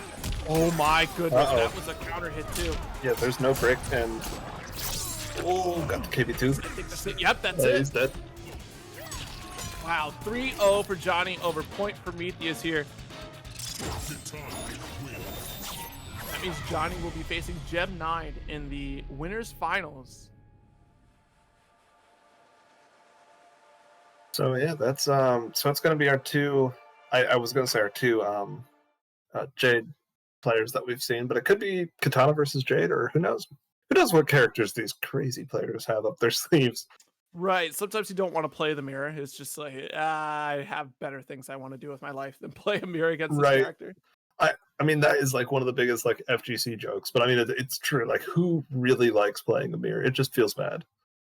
I mean, it depends too, because like I personally like the Akatsuki mirror in Uniclear, but I hate the mirror, the Soul mirror in Guilty Gear, because we know darn well what we're going for, and whoever is the bigger gorilla will win that game. Yeah, that's how I felt in Injustice 2 and like Bane mirrors. It was just it was just like which one of these big dumb bodies is gonna run out of venom first and eat a 75% combo? There you go. It's terrible. Like, well, while you're here though, let's take a moment to check out that Matcherino here. Of course, use that exclamation point Matcherino, and it'll activate that link to take you to the Matcherino page. So you get a free 50-cent donation using code MK11410. Tweet it out if you've already used that coupon code, because that helps get the word out there. It makes CIFGC look good because it is good, and it also has side quests as well that you should probably just check out, because you're probably going to want to follow these players anyways. Like right now, you can look out for Cryptic Hints. Another Twitch streamer out there gets you an additional $1 into the prize pool. There you go. And of course, let's not forget too, this isn't the only CIFGC event going on. On April 11th, you're going to see a JoJo's Bizarre Adventure event going on. That's also hosted by CIFGC. I cannot wait for that. It's going to be crazy. This is the same engine that that Darkstalkers won, right? We're not going PS3, right? We're doing the real one. That's going to be awesome. It's also going to be awesome to see this Mortal Kombat XL happening as well, April 24th at 6 p.m. Central. Yes. Definitely Please reinstall MKXL. Yes, please game. sign up for that. Tell your friends to sign up for that. Tell your mom to sign up for that. Tell everyone to sign up for that, because I told Arnell, I made a little comment. I said, the MKXL like online community is still really strong, and he said, "Is it?" And then he's like, "Okay, cool. We're gonna have a tournament for it." So don't make me look stupid. Sign up for that. Get everyone in it. Sign your cat up for it. Go play XL.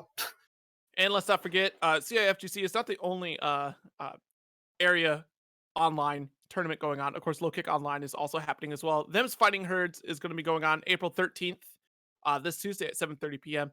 And then also that following Friday is going to be Battle for the Grid as well. Oh no, I'm wrong. That's the week after. Oh my gosh, it's Soul Calibur.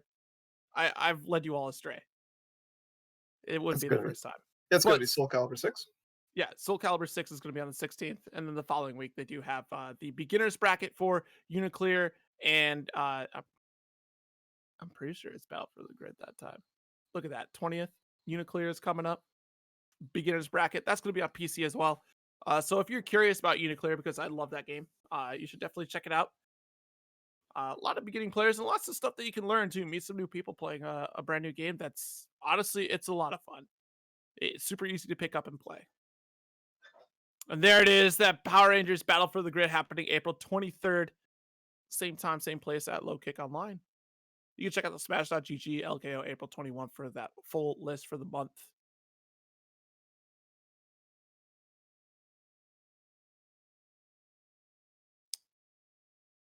And yeah, lots of events going on. Of course, let's not forget, there's a couple more. There's 2 more. April is a long month. The 27th, it's going to be Melty Blood. Actress again. There's a new Melty Blood on the way. You may as well play the old one and prepare for some good old-fashioned rollback in the new Melty Blood. I'm looking forward to that update.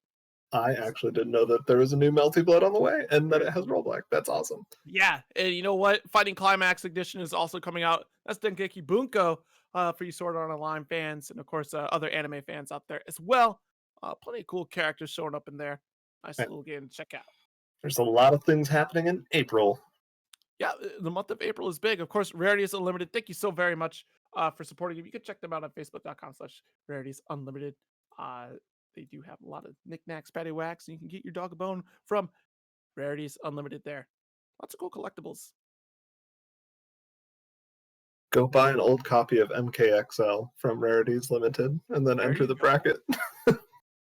There you That's what you need to do. go. That's a good plan, actually. Like, if you are about the physical copies, because man, I am gutted that we're losing the Vita store, the PSP store, and the PS3 store. Yeah, That that's sad. means tons of PS1 classics are gone. Yep. I can't believe it. I just can't believe it. Yeah, I used to run brackets for XL. So if you need a physical copy of XL, I think I still have like 6 bouncing around my house somewhere. There you go. So reach out to Big Kitty Turbo Thought and get yourself a copy of MKXL. Of course, it's on PS4 as well, so you don't have to worry about that. Yeah. Man, I was trying to I was trying to play XL the other day because my friend is going to enter that bracket, and he's like, "Hey, help me remember how to play this game." And I found out I found out I can only be bad at one fighting game at a time. Like, my brain just doesn't remember anything in XL. So I'm going to try and get back. I'm going to try and get back into it because it is still a really fun game. Yeah, it's crazy to sit back and watch how MKXL works in general. Like, it came out on PS Plus, I think, or something like that. I ended up just picking it up, and I was like, let me try it. No, it was on sale. It was on sale before 11 dropped for like $8. It was like 2 weeks before the release. Like, you know what? Sure, get in the mood of MKXL, and boy, it's such a different game entirely. Oh yeah. Actually, I know off the top of my head because I was looking at it the other day because I was away from my 7 copies of XL, so I just bought it online because it is currently $5.49 online. So. Ooh, there you go. All right, so we got our winners final: Gem 9 versus Johnny X.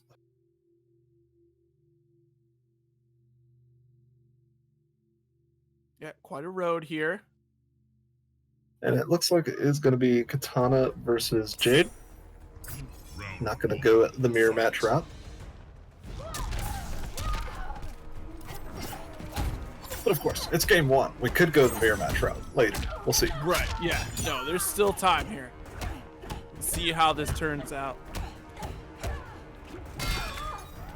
That's a short hop. Oh, wow. Wow. Booty bounce out of the pole vault there. Yeah, that was a really interesting interaction here. Yeah, it was. I honestly never would have guessed that. It would have been faster to jump that. Right, and still the life lead. Okay, never mind. Go right back to Gem 9. It's about equal now. All right, trying to challenge these down ones. Good approach here from Johnny. Jeez. Wow, nice interrupt. Oh, wow, that was a really nice little conversion for 20%. Right, swatted out this guy. Ooh, both players one touch away now into fatal blow at least for Johnny here. And it's not going to happen. The hop. Yep, gonna close it out with the hop. Yeah, that was a little spooky. The going with the throw punish instead of a string punish, but yeah, all the worked out. Chicago punish always works tried and true. Nice back throw here. Gonna try to take this corner advantage. It's gonna be tough here. Nice short hop in return here from Johnny. Oh dear, caught reaching. And again, Johnny is taking advantage of the situation here at the mid screen. And oh no, gets scooped. Gem 9's turn to take the offense. No anti-air, just jumping for free. Air to air though. Air to air. Okay, just wiggle sticking out of that corner. Nice life lead for Johnny right now. No conversion off of that. Probably wasn't ready for that second hit to actually connect there. No, that is a string that Katana players complain about every day on Twitter. So that was actually that was the correct thing. If Gem 9 had tried to do anything off of that string, it would have worked. So that was correct. Oh, okay. All right. Well, thank you for the info. Nice. Yeah. Katana Twitter absolutely hates how that string interacts with airborne players. Oh, nice down two. Clock reaching. Okay, really even here. the fatal blow range, Gem9 has an opportunity to close it out as long as they can get in there, and it's not going to happen. Johnny keeps it safe, plays a distance game, and takes the round here in this winners finals. That was a really solid first game from both players. There's lots of back and forth. Like, I mean, obviously Johnny took the first one, but there wasn't really any like one thing I could say like Gem9 like was doing like wrong in that match. That was a strong showing from both players.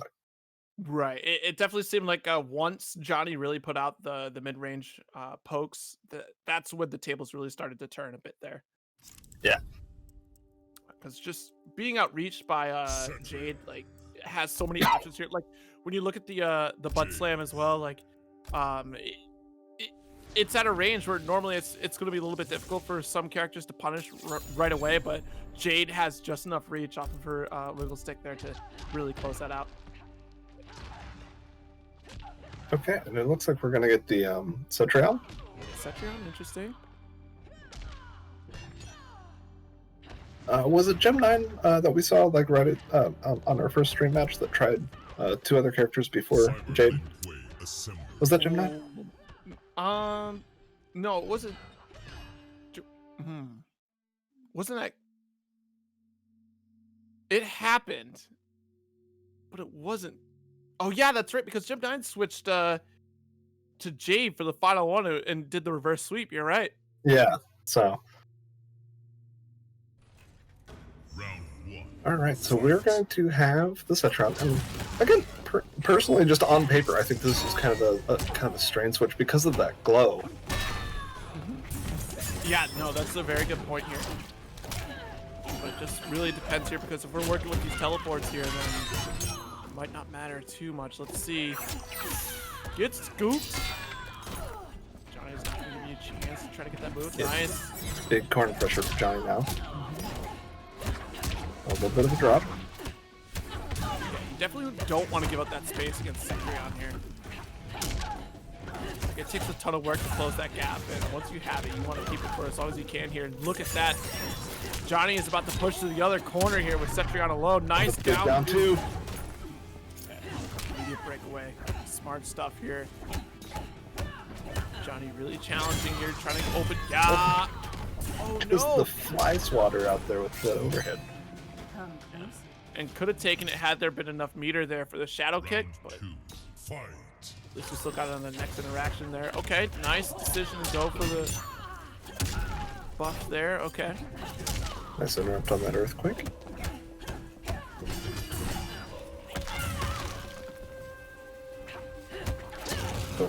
Yeah, it's so scary to anti-air Cetrion. Like, once she starts jumping out, you know, heaven forbid she does a laser from the sky there for your attempt. Both these players just letting some down twos rip. Jeez, there's the crushing blow. Breakaway immediately once again. Fatal blow is available, so hitting the fatal blow will mean victory here for Johnny. That's crazy. That does it. Oh wow. So that was just a wild series to watch, because, you know, Johnny just got blown up for letting a down 2 rip, and then let another one rip, and that time it worked out. It's, you know, we've talked about that a few times tonight. Yeah. Just, you know, you're not going to block all of them. Sometimes it's going to work, and that one just led to winning in the game.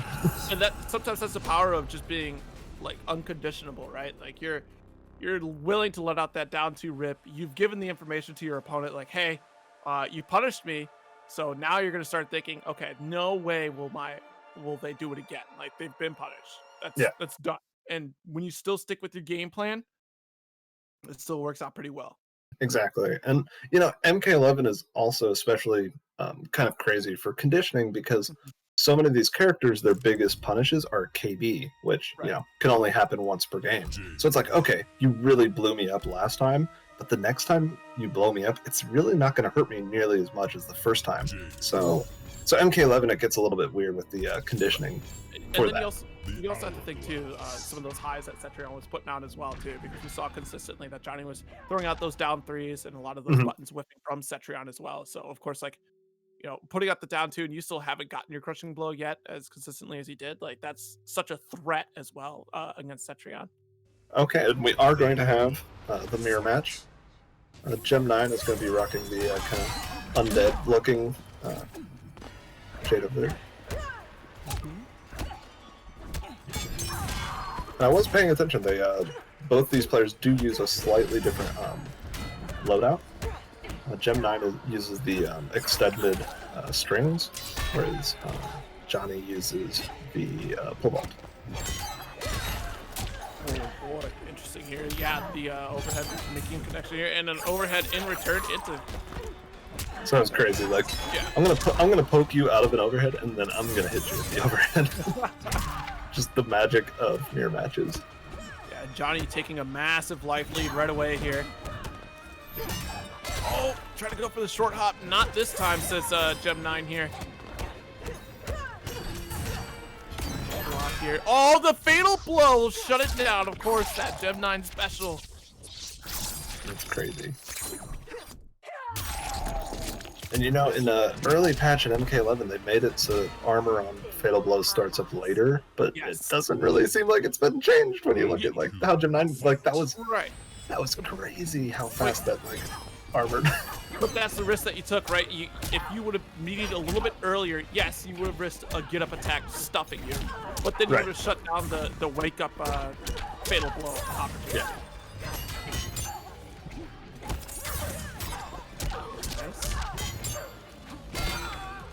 And the short hop does pay off this time around. Gets enough of a push block to go for air kunai once again. And now it's time to. Oh! Ooh. Big down 2. Opportunity for Gem 9 to get back in this round. Ducks on the second hit of the overhead, expecting the low sweeps to come Now out there. wow. What a turnaround. Yeah. And we've seen this happen before, right? Because Gem 9 in their set against Dr. Moscow, it was a 2-0 situation, and then Gem 9 just turned around with that reverse sweep, 3-2 over Dr. Moscow. Yeah, could be some potential poetic justice in this winners final for Gem 9. But no matter how this goes, I mean, I do respect trying some other characters before the mirror match because, I mean, as we've said before the break, who really wants to play a mirror match? Like, it's not the most fun thing in fighting games. So, like, I definitely understand trying some other characters before you rock out with your. Ooh, this is going to be big here because if Gem 9 can't flawless block a lot of this stuff that Scarlet's about to put out, it's said and done. Yeah.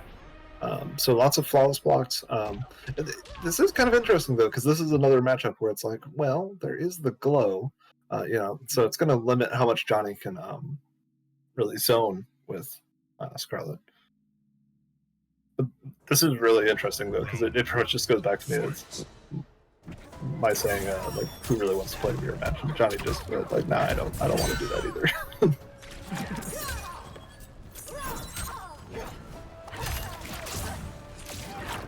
A nice whiff punish on the wiggle stick.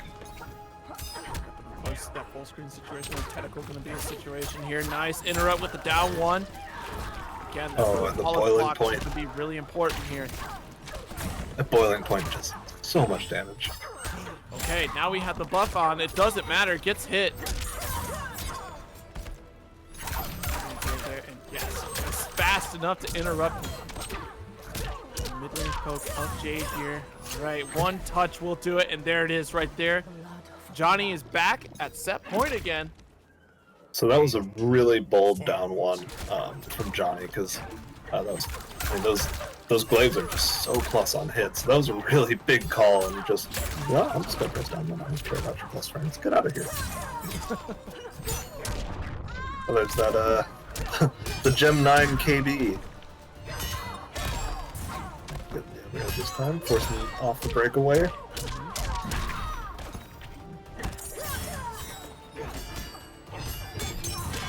No interrupt that time. Yeah, no. Oh, I got caught by that overhead too. Yeah, so that was interesting to me because we saw in the first round, Johnny was able to successfully interrupt that string, but got it in the corner that time. All right, forcing Gem 9 off the breakaway. Oh, wow. Nice downward interrupt there off the throw.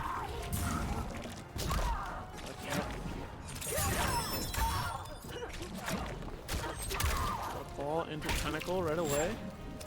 Yeah, Tentacle does not count as a projectile if Jade does close.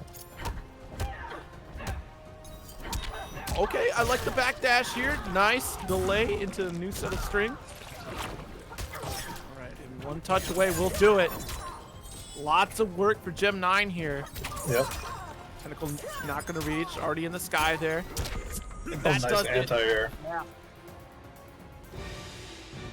Johnny takes it. 3-1 over Gen 9 here. Here's the fatality. Closes it right out. And that means that Johnny is going to be sitting there in grand finals. Looking pretty good here. Of course, we're still waiting on the background here. Gem 9 going to be waiting in losers finals to see who they'll be fighting against. Of course, we're still waiting on Point Prometheus and Dr. Moscow to see where they end up in their match. Cease is already sitting there, and loser semi is coming out 3-2 over McCutty Mayhem. Yep. So we're getting down to it here. Top 4 will be decided pretty soon.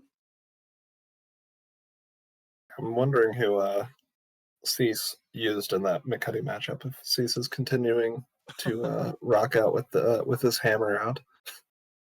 You know, probably so. We'll see. I here. hope so. I love seeing the Shao Kahn. Yeah, it's definitely a lot of fun to see, like the character variety. Geez, speaking of character variety, Gem 9 out here playing darn near the whole cast.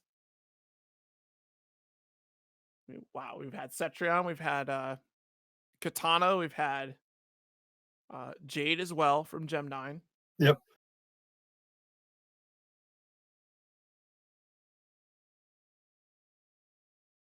Should be getting an update momentarily here.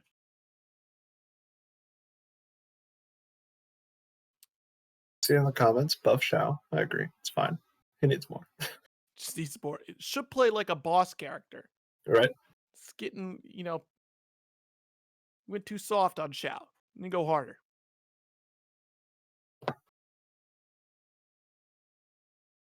I'm still just befuddled that he doesn't have a command grab. I really want Yeah, a command it's grab. kind of. I mean, in a way, he kind of does, right? Because of the hammer crush, but. So I heard the voice of God in my ear.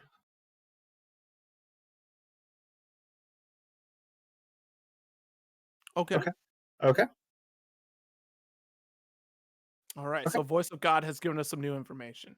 We're going to take a very short break here. So, this gives you an opportunity to go tweet out that this event is happening, hosted by CIFGC.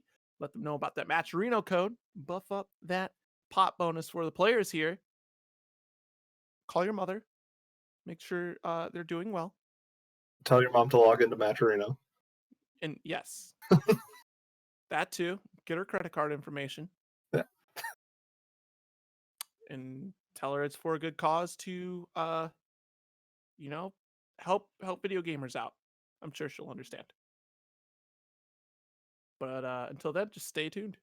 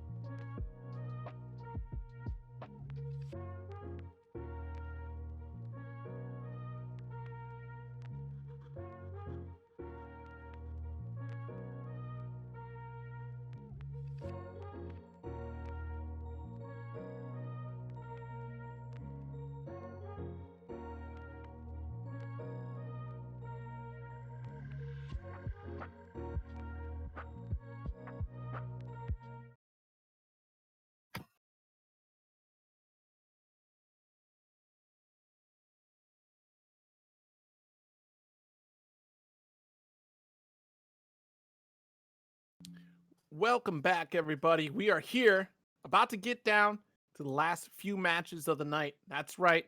We've got the score. We're ready to go. Of course, we already know Johnny is sitting in grand finals right now. And that means that Gem 9 sitting in losers finals. Getting a little bit of an update here on this loser side. I know I just saw it, but it was in the chat. It was not in and it looks like Moscow won 3-2 over Point Prometheus here. So that means Cease will be taking on Dr. Moscow in this next set here for losers semis. We're getting down to it. The top 4 has been decided. All right.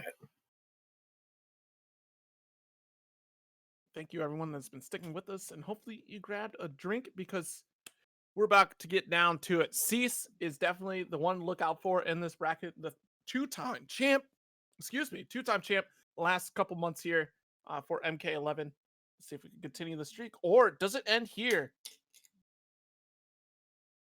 Yeah, either way, even if it does end here, even in a smaller bracket, it's getting top 4 and winning 2 in a row. I mean, it's really impressive play. Yeah.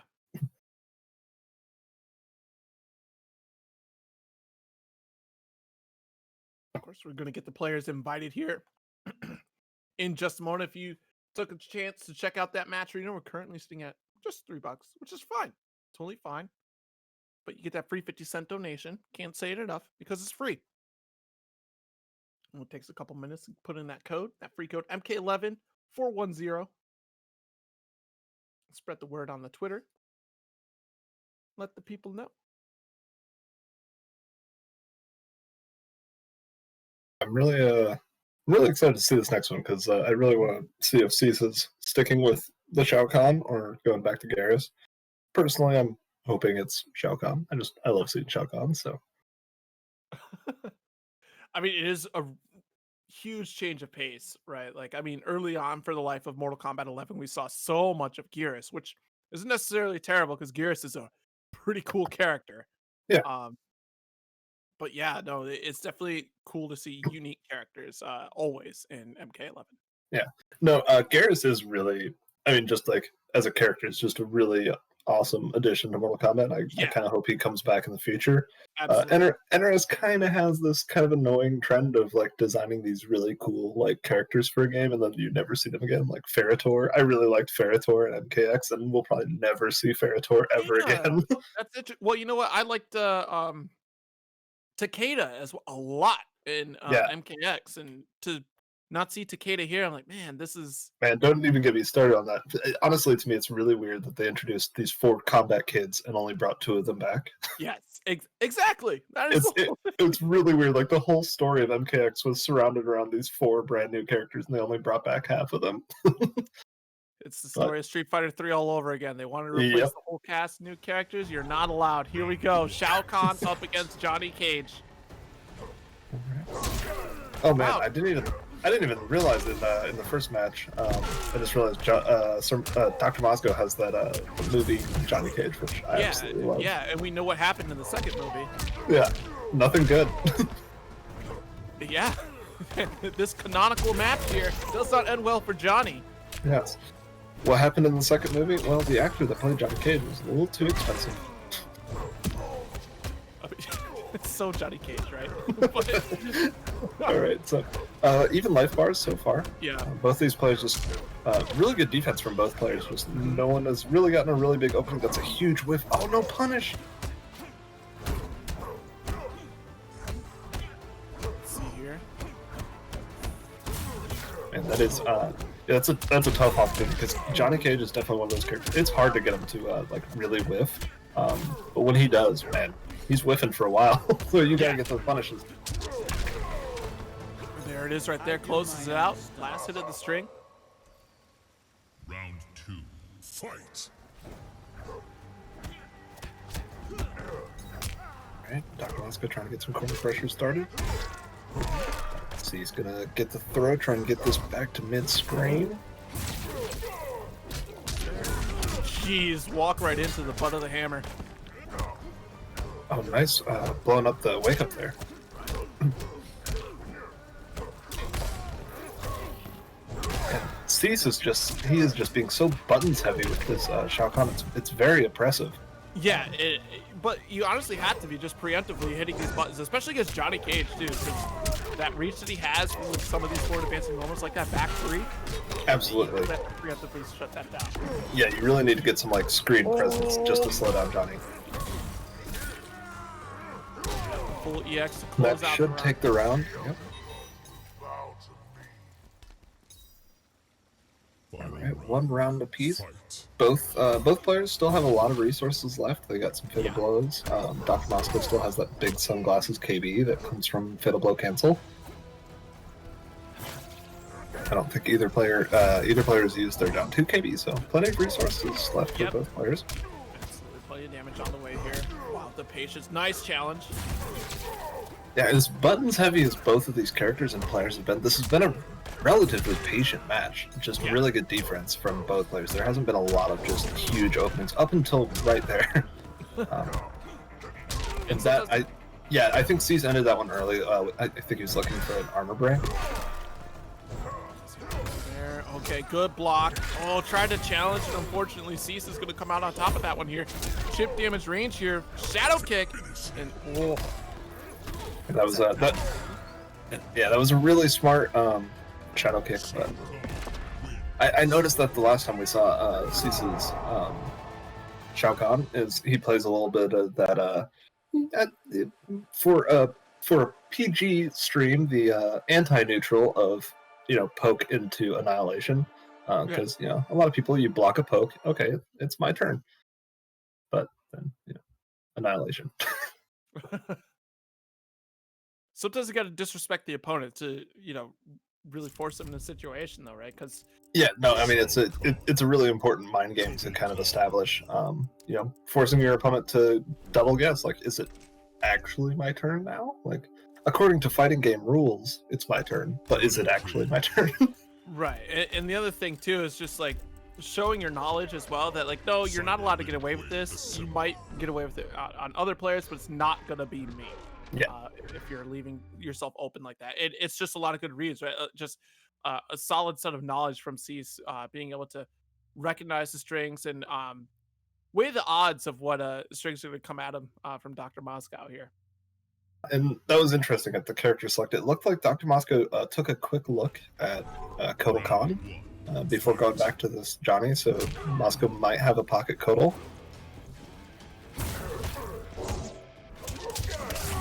Nice punish here off the shoulder charge. Immediate breakaway, so because that could have been a lot worse.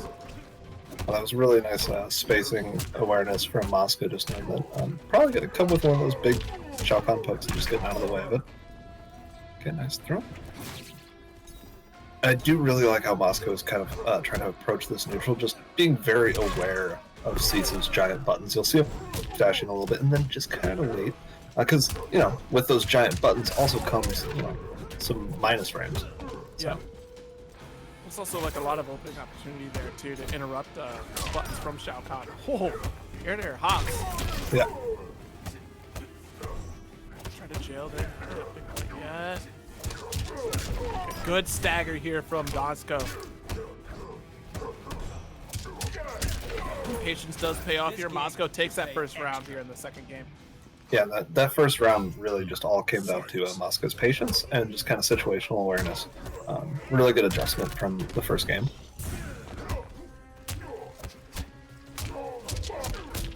One nice lay into it there. Pissed off to get the knockdown.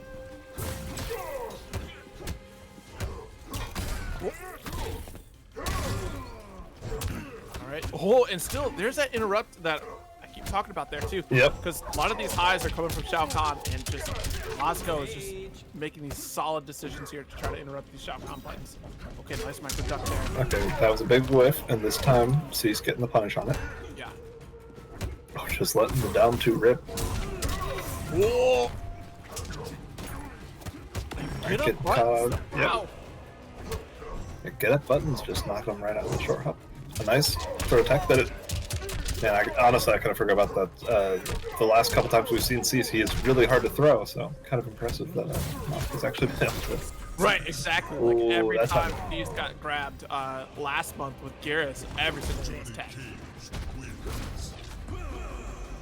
So I think that's the one of the first times tonight we actually saw Fatal Blow just absolutely get blown up and the armor getting stuffed by the balls there. Cease Yep, definitely went for the yellow Fatal Blow. Didn't work this time.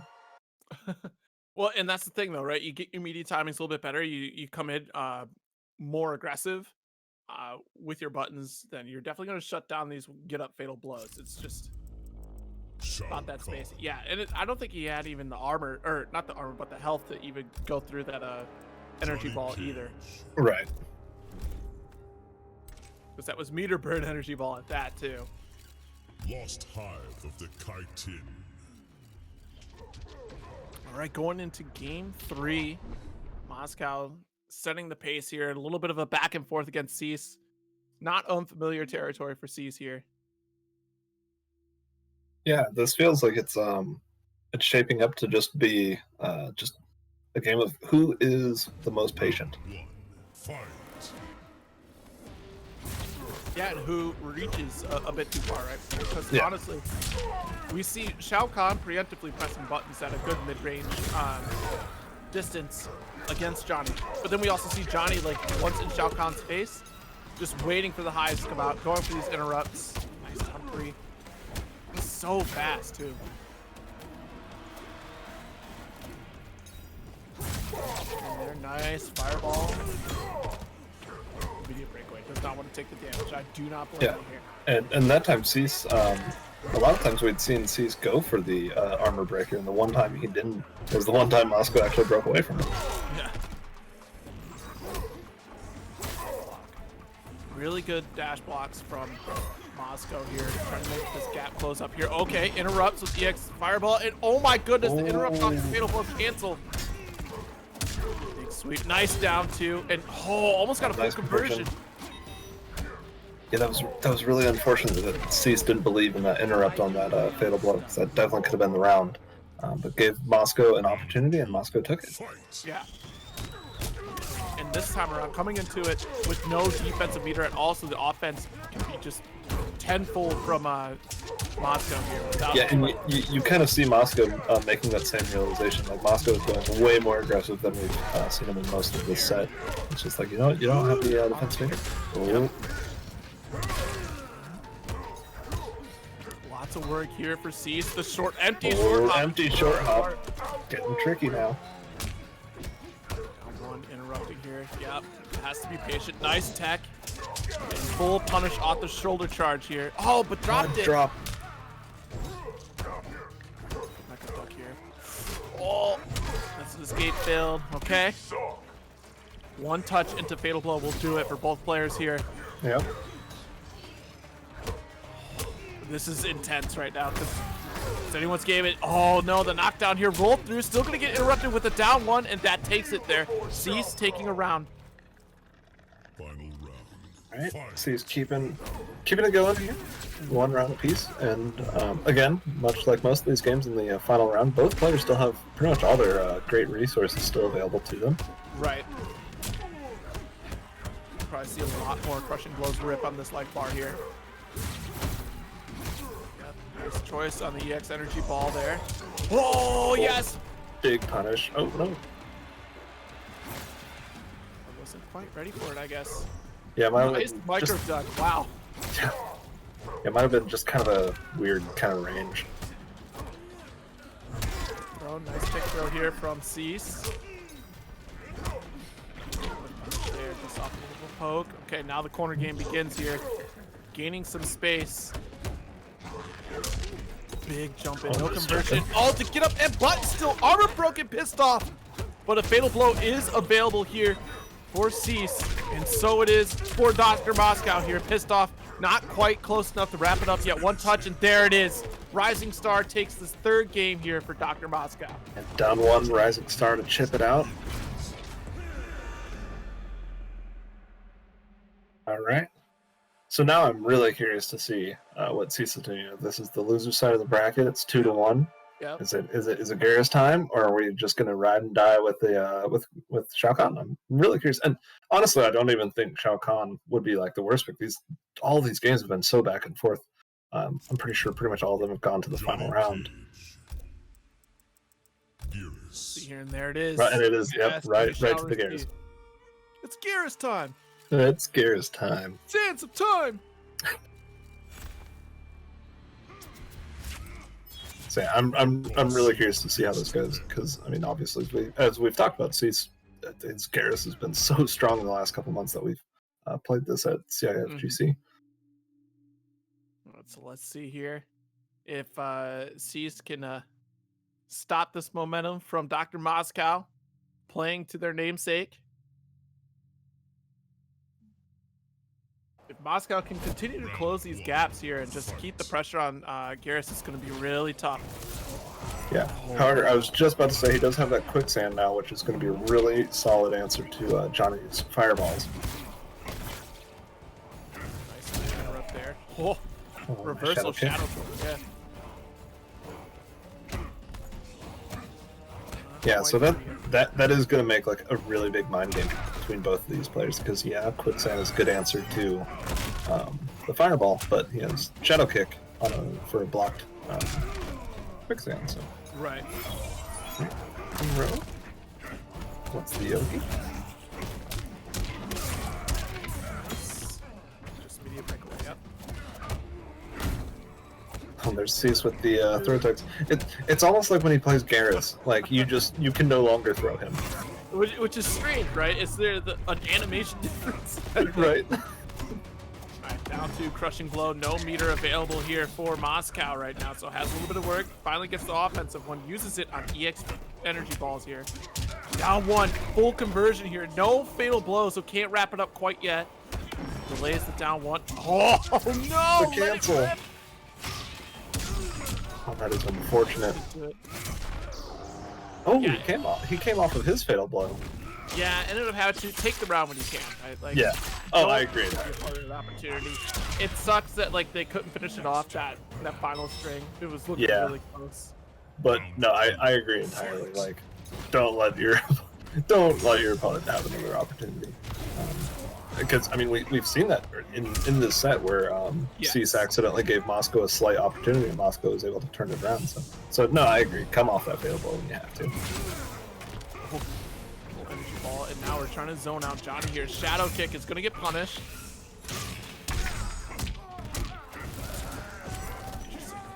Teleport back to that. Predictable. Nope, it's gone. Right, throw towards the corner.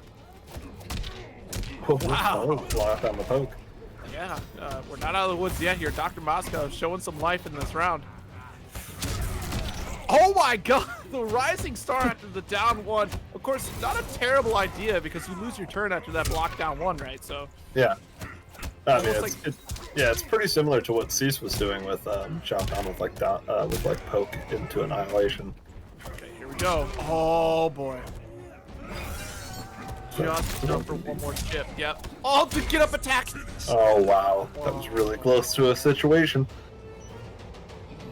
That is unfortunate. Down two to close it out. All right, so that is interesting because both of those rounds were very close, but that was 2 rounds straight for Cease.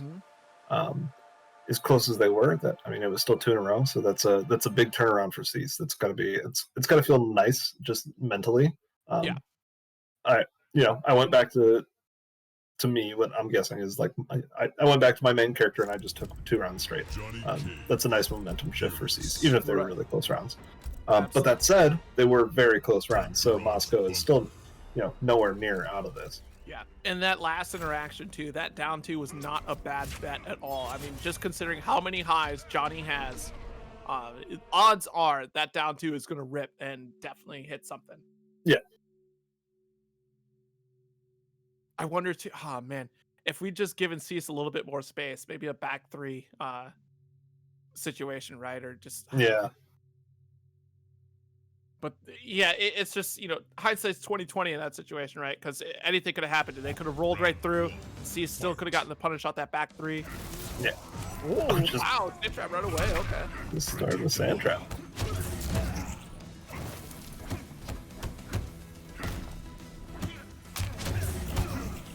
yeah, fool me once.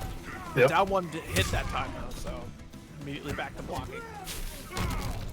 We got the command grab. I kind of forgot that command grab is a base move. I don't think Cease used a single command grab in the last game. Used it once in the last game, just Okay. Yeah. You know, I love when I see that from players. Like, put something in your pocket for game 5. You know, it's just like, here's this thing that you haven't really seen, that you haven't really had to think about too much, and I'm going to start throwing at you quite a bit more now. Oh, okay, good cancel. Does pay off this time with the throw. Most of the time, Cease has been interrupting. Watch out. Yes, good awareness from Moscow here. Yeah, great spacing. Wow. Yep, has to break away here. Fatal blow is available to cancel. Now getting interrupted here. Good block on the overhead. Caught jumping there. Unable to get the finish. Fatal. Flawless block. Good jump away off the command grab. Holy cow. That was a huge read from Moscow. Wow. Because that was just crazy. Because just about any button that Garrus actually would have pressed instead of like command grab would have anti-aired. Like Garrus is not lacking for anti-air options. So that was a huge read from Moscow. It worked out. And Moscow on set point.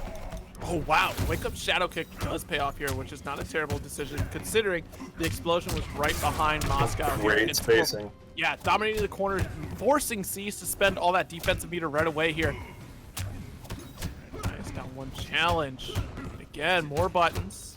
All these highs, gotta be careful. I'm waiting for that down tier. Holy cow. I'm terrified. There's the challenge here. But the stand one even. Yeah, big challenge.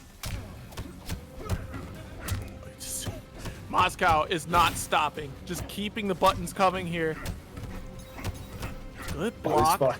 Get back-to-back body splashes. Uh-oh. That was, Oh, wow, opened up. That does it here. EX Energy Ball, 3-2 over Cease, and this is where we see the end of the legacy of Cease. The streak does not survive. You can blame Big Kitty here for cursing Cease. Yep. You heard it at the top. You know. Commentators curse, man. Sorry, Cease. It's all my fault.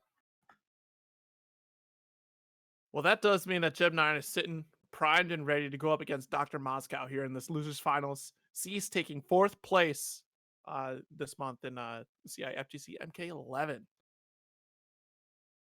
And so this will be a run back. Earlier in the bracket, Gem 9 defeated Moscow 3-2. But honestly, Moscow is just looking really clean with that Johnny now. It looks like they're extremely warmed up. Just a lot of that spacing was just really impressive. We saw Moscow just kind of dancing around pokes, getting punishes. Right. Just some really good decisions, like with that clutch last second jump back in that last game to escape the command grab. Just really good decisions. Yeah, and honestly, like taking the time to challenge Garrus, like not being too shook by that last round and still remaining consistent with like, okay, if I just play more offensively here, I can shut down like a lot of the startup that Garrus has, kind of overwhelm the setup game that Garrus might be playing. Because the biggest threat that Johnny had to worry about at full screen was that sand trap. So we saw a lot more ground movement here. Yeah. To really just kind of close it out against Cease. Dr. Moscow's neutral game was actually really solid in this set here. And Cease is neutral as well, too. I mean, try a ceaseMH. We saw how many body splashes just get blocked consistently. And, you know, from high lows, just Moscow was not going to get opened up in some situations there. And that's unfortunate. But, wow. Great play from both players, honestly. Absolutely. And as you were saying with brain broken with Moscow, just that mental kind of fortitude. When I talk to some people that don't really like play fighting games, they don't really realize just how important that like just mental strength is. These games are just, it's draining. Like to get to like a game 5 situation, like it is mentally exhausting. And you know, you just watched your opponent switch back to their main and they just took 2 straight rounds off of you. It's mentally draining, and be able to just hop right back into game 5 and just keep playing really clean and solid and pulling out the win. That's really impressive. But we've got our losers finals versus Gem 9 and Dr. Moscow. Yeah.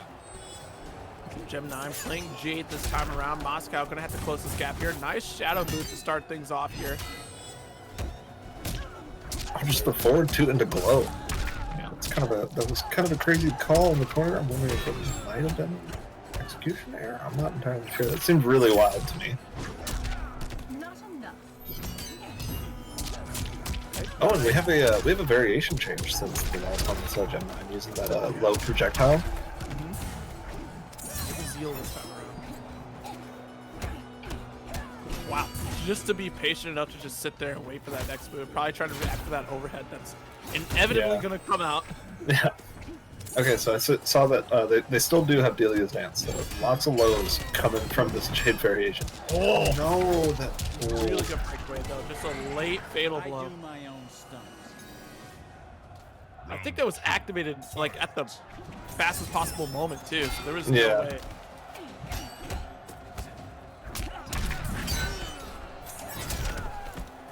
Okay, nice shadow kick for shadow kick. Oh! Just out of range for that shadow kick, but not a huge punish, so not too bad. Dunking. Okay, EX. Now we're closing the gap here. Unfortunately, going to get scooped up because it was blocked. Oh. Back throw. Yeah, back Into the corner. Yeah, gonna try to apply some of this corner pressure here. It's still gonna get the push out. Gem 9 has that push block off these buttons here, and it's definitely gonna go to use. Oh boy, able to cancel. Oh, no overextension off the Rising Star. Thank goodness for that, because man, Dr. Moscow could have been in real trouble there. Short hop to deal some damage here.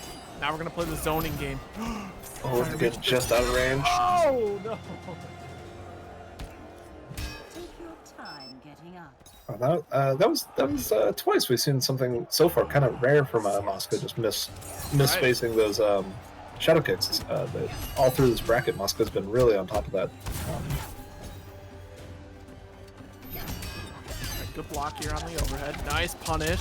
Able to go right into pissed off here to set up.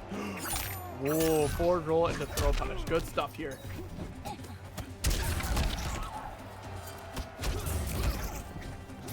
Right, poking into Rising Star. Trying to get some more of this. And you know, Stop it. Shadow kick. Wow, it kind of looks like Gem 9 might have picked that low projectile for the shadow kick. Maybe seeing that that's one of Moscow's like answers to getting in on projectiles. And it stops Johnny's approach in general, right? It forces Johnny to take to the sky, which he's going to be vulnerable out of there because you're going to recover fast enough out of the ground wave to be able to anti-air after. Yeah. Oh. Okay, good catch. Yo, the down two even came up, but just a little bit too late. You should have a different story, and Gem 9 unfortunately got robbed here. Fatal Blow is still available, and that does it. Gem 9 taking the first game. All right, so that was really interesting to me because when the match started, I was curious why Gem 9 took low projectile, but then yeah, it's obvious it's working really well, especially just for how Moscow and Johnny wants to approach the opponent. Right. Okay, well, first game on the board here. We'll see. Jeez, it seems like, yeah, like you're saying, this loadout is definitely built to keep Johnny at bay a little bit. Just relax, take a breather. All right, I don't need you to run it up on me. Johnny's definitely definitely one of those characters that you want to find out how can I slow this character down. Mm-hmm.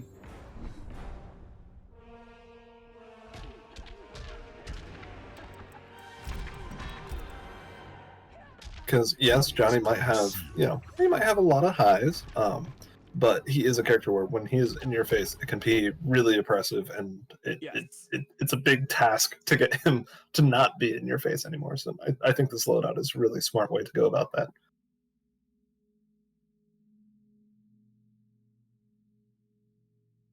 All right, so we're going back into it here on this losers finals. Round one. Gonna get into game 2 here. Okay, nice. Yeah, both players just trying to establish some space at the start of this game. Okay, really good interrupt. A little bit gutsy to go for that overhead so close too. Yeah, it was. It was a really big call.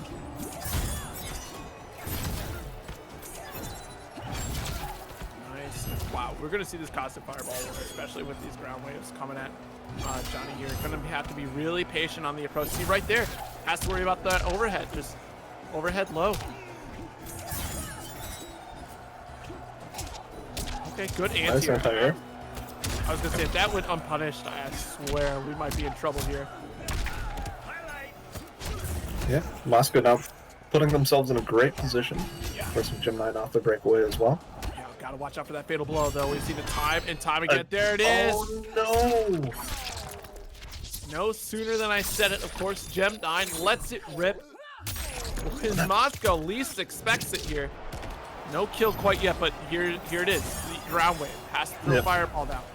It's not gonna do it. I am shocked because Moscow blocked the first overhead and then got hit by the blow. So It's a maybe guessing it was- game at this point, right? Yeah. That's a part of the conditioning because Gem 9, here we are again, throwing out this overhead. Is it going to be Yep. the 2-hit or is it going to be the Or 1? is it going to be the low? Yep. Yep. Good throw here. Oh, good rollout, rolling, too. yeah, rolling through it. Jeez, More the short pressure for hop. Gem 9 now. Scary, right? Because we're mixing a lot of high-low from Gem 9 here. Doing the short hop, and it looks like you're going for a full jump, and you're getting caught here. Moscow is ready to block, but just... A really good round for Moscow so far, though. Oh, the flawless, yeah, still commits to it. But just getting clipped by that second fireball, getting glowed out. Well, doesn't have to worry about the fatal blow right now, so can make this approach, a little bit cautiously react for it, and there it is. I do my own stunts. Shadow kick working out that time. Fight. Now Moscow in a pretty good position here. Got the corner. As soon as I say that, though, getting caught by some air projectiles into a nice little conversion. Oh, oh, and the armor break for 40%. Oh, that's gross. Oh, that hurts. Oh dear, lots of work here for Moscow. Now just mixing away with Delia's dance. Yeah, wow.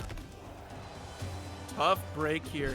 Game 2 going to Gem 9. Gem 9 looking to get to this grand finals here. Wants another piece of Johnny. Yeah. Yeah. Oh man, just talking about just like mental damage in fighting games. Like when you eat something like that 40% armor break combo, like oh yeah, that's just it's hard to come back from that. Like that's just a hard one to just Right, mentally I mean, and like- physically come back to. So like I just dumped both of my defensive bars. B, I just lost 40% of my life. Kung Lao. Jade. And it's tough because you got to make these approaches here. Now we're switching to Kung Lao here. Let's see. I guarantee possessed half is there. Kronika's key. Oh, I'm sure. Orbiting or possessed, and it's Yeah. maybe. Yep, there. We got the orbiting hat. Okay. So yeah, we went from one oppressive, super fast character to another extremely fast character. Nice. Yeah, Moscow might be hoping to just stay in Gem 9's face and just buttons them to death. Exactly. Nice throw. Here we go. This is the start. Has to knock down. Makes the approach. Nice down 3. Oh, nice Good. job, though. Yeah. Oh, just down 2 out of the teleport. All right. Ready for the overhead. Okay, ducks the shadow kick from Gem 9 here. Good throw to the corner. We're running out of real estate here. There it is. There it is. The orbiting hat. Able to get the tag. No anti-air. Just jumping in for free. Oh no. Orbiting hat gets blocked. That's okay though. If Moscow finally had Gem 9 cornered with Kung Lao and wasn't really able to get any momentum off of it. Yeah, Oh, nice, and nice block. It's an exhausting amount of work to chase an opponent like Jade into another corner, and then she just jumps out Yep. without a scratch Okay. on her. Blocking it this time, but no punish. Got a throw. It's anyone's game still. The jump out. Good dog. The zoning game is going to be hard. Tries to get the teleport hat. Yes, and Gem 9 is ready for it. Take your He was able to blow up both those teleports in a row. It was a really nice wave punish on the with the tried the down 2 that time, but Moscow delayed the teleport that time. Not overextending. Good stuff from Gem 9 here. Immediate breakaway.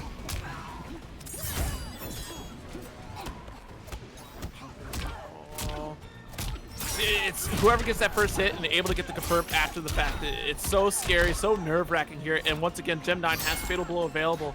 A much different life deficit than it was in the last round. Moscow looking to close it out with orbiting hats here, but Eric Kunai coming out, dive kicks. Yeah, that's a big punish.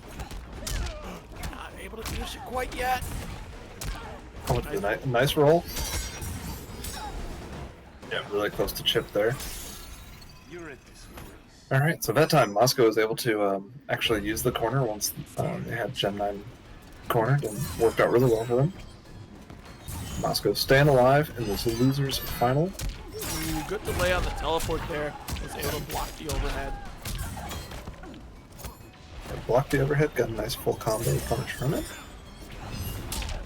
Oh, Nice. great And jump now in. we're really paying attention to these ground waves, right? Full corner combo here. Going to be important not to drop these situations. And Orbiting Hat still coming out, able to block. There it is. Throw. And back again in this situation here. Massive life deficit here for Gem 9. Is going to have to guess layer upon layer of offense here from Moscow. One more hit will do it. Has to remain safe. The dive kick wraps it up here. Puts one on the board. Moscow is not out of this yet. So that was really impressive from Moscow. The tail of the tape for me on that one was Moscow towards the end of that game was making much smarter decisions just on their space and their awareness, and was capitalizing on their momentum when it was given to them. When he finally got Gem 9 cornered, he was capitalizing on it more and more.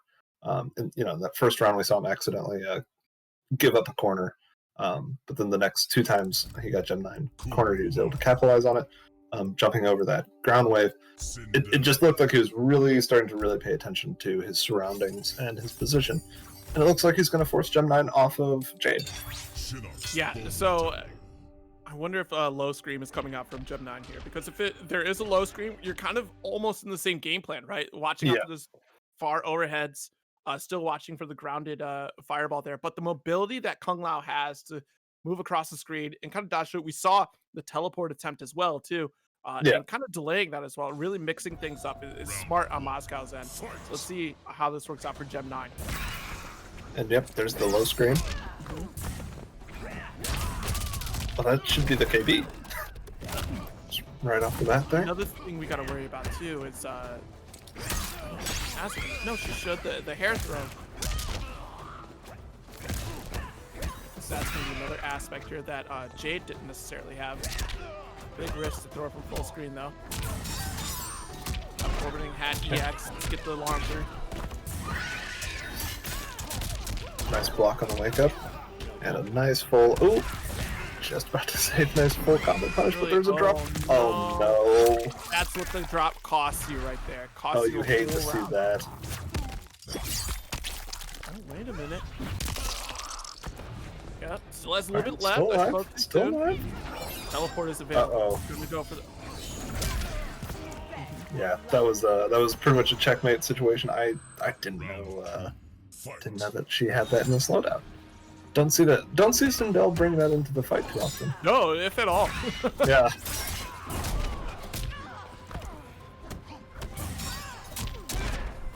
And that's the thing about this whole entire set Oh, too. no. That even though Moscow is putting Gem 9 at these life deficits here, like Gem 9 is still keeping their cool and really able to turn things around here. So it's still anyone's game.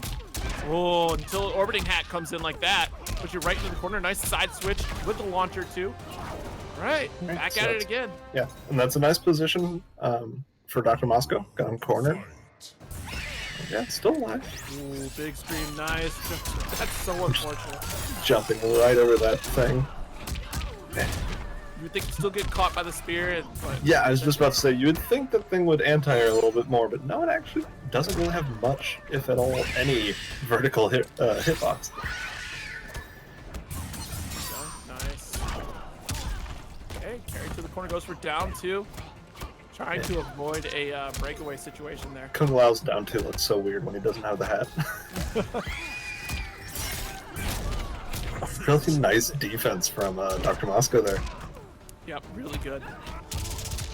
So yeah, that started off a little spooky, a drop combo cost him around. But after that drop, his defense was great, his punishes were solid. I wasn't dropping the combos, and no, well earned. Moscow's right back in this. We're going to go into a game 5. Yeah, this is it. This is the type of the losers finals you want to see, right? Gem9 and Dr. Moscow going the distance here. Both characters swapped and locked in. Sindel and Kung Lao here. Oh, the last game of the set. Let's see. Kung Lao, Sindel. Yeah, looks like Gem9 is going to lock it in with Sindel. Lost hive of the Kaitin. It's really interesting because I wonder if it's because she just has better options overall, a little bit better reach over Jade maybe, or if it's just like a startup type of thing where Sindel might be faster in some of her abilities. Yeah. Like I think about her ground scream, it just functionally it works kind of the same as the wave. It just kind of stops the momentum, but ooh. Oh, what a start to the 5th game here. Nothing off of it, just get scooped. Yep. And now look at that. Moscow being very patient, recognizing that he'll get screamed on if they make the approach. Oh, that's a big punish. Yep. Not getting too much off of it, though. There's the hair throw finally coming out here. Oh, just getting cheeky with that float.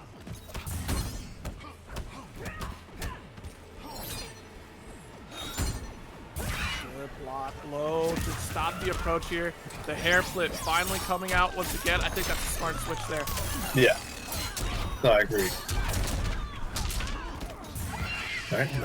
No way. Get up attack getting blocked here. Moscow is in control of this set here. All right. Throw back into the corner. Another chance for Gem9. Into the orbiting hat, has to check it there, and unfortunately gonna block. Just went for it. So set point here for Moscow. All right, so potential a huge turnaround for Moscow here. Set point. Yeah. Yep. Low scream gonna go underneath that hat cross.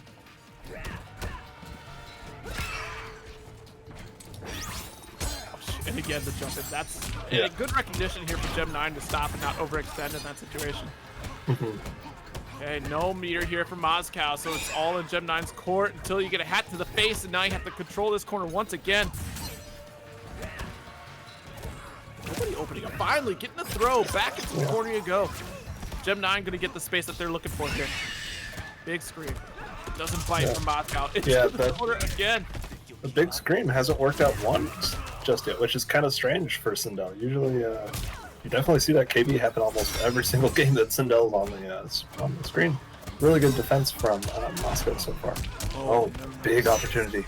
And the short hop. Wrap it up here. Dr. Moscow takes a 3-2 over Gem9, and unfortunately, Gem9 will not be getting that run back here. But taking what a turnaround from Dr. Moscow. Because as I said earlier, that was also a run back earlier from the bracket, which also went to game 5. But Gem9 coming out on top of it the first time. But that switch to Kung Lao really paid off for Dr. Moscow.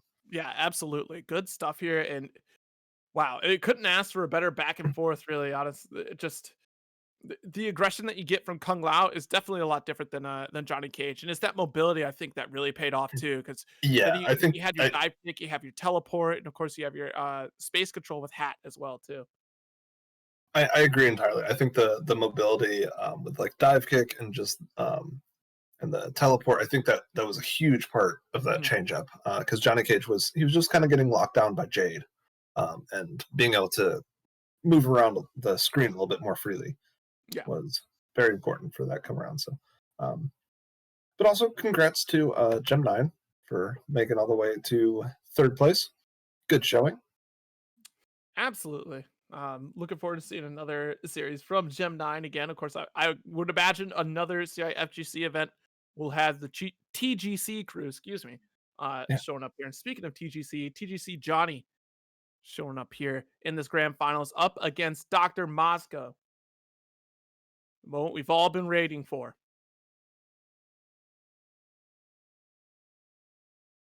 So I'm wondering if Johnny was kind of watching that match, and because Johnny was playing Jade as well for a lot of the bracket, and just kind of watching how that Kung Lao switch worked out, because we did see Johnny use Scarlet as well. Oh yeah, absolutely, and I think Johnny was definitely paying attention to this match, right? Because it's going to be like, okay, either we're waiting for Gem 9 to get exhausted so I can try to go for another set, or we have this Dr. Moscow that I haven't fought yet in this bracket by the looks of it. Yeah, no, hasn't fought Dr. Moscow yet at all on the other side of the bracket here. Bringing very offensive characters here to this set, so we'll see how this turns out. I mean, either Johnny or Kung Lao. I would expect like a move back to Johnny on this set, unless if you're feeling really comfortable with Kung Lao here, which either character is not a bad choice against Johnny's picks. Just personally, I feel like you should always try like the first game just with like your main of mains. Right. That's just kind of how I personally feel like you should try it at least once. And But again, I mean, they're the ones in grand finals. I'm just commentating. So yeah, so looks like we're definitely gonna get that Johnny here. Scarlet coming out as well, going for that mid-range reach once again here, and flawless block is gonna be key in this matchup here for Dr. Moscow. Oh, nice. And then of course too, you have forward advancing normals that really help. okay, nice block on the nut punch. Here, nice. Oh, these disrespectful double down one. Double dodging a little bit. The teleport once again here, trying to mix up Moscow. Damage starts here. Good, flawless. Yeah, that's what I'm talking about right there. Because see, you're taking the turn right back from Scarlet here at ranges that aren't as easy to punish here. Absolutely. And, I was gonna say that was a really big call from Johnny teleporting themselves into the corner against Johnny Cage. Yeah. Okay, nice breakaway. The cancel. Oh no, not able to connect, but still takes the round here. Yeah, that was a little wild. It's a little spooky. We also saw Johnny go for the armor break that Scarlet has, but went for a little bit too late on those jump over on the grab. Oh, yeah. Good delay into the next string there. Right, Johnny poking away with Scarlet here. Oh wow, good get up attack. Yeah, up until that get up attack, I really like the space that Johnny was playing his corner from. He would move up just a few steps and try to use some of these longer reaching buttons from Scarlet. And it forces very specific interactions from Dr. Moscow. And Johnny is well aware of that, clearly. Yep. There it is right there. The down one going to get whip punished here. Doesn't matter if it doesn't confirm because we're still getting this block stun here. Chip damage just wrapped up, and the throw to put the cherry on top. Absolutely. Final round. It's always kind of in MK11. It's always kind of scary to close rounds out with a throw, just because the down twos are there, and a lot of players are like, I have no life left. I'm just gonna neutral duck. I'm just gonna see if you're gonna throw. Nice duck right there. Interrupt on the approach. Big overhead. Oh, just out of range. Yeah. Would have caught the startup though on any of the buttons. Yeah. Was gonna be. I think it's the knee is 4-4. Is it 4-3? I don't remember. I think it might be a 4-3. It's one of those. It's a 4-3-4. Yeah. Nice. All right, and Moscow with a huge life lead in this first game of Grand Finals. Oh wow! Down 3 into Rising Star immediately on reaction to the teleport there. Yeah, that was really good reactions from Moscow. Great start. Of course, Moscow, coming from the losers bracket, has a little bit of a longer journey than Johnny, but great start.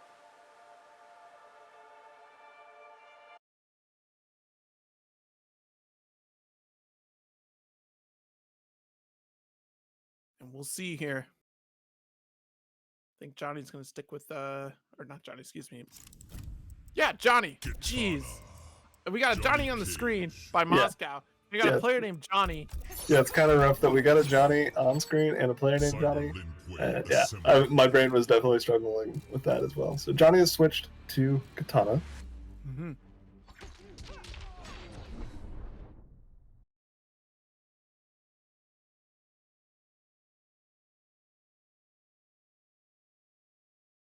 All right, so we have that low fan toss.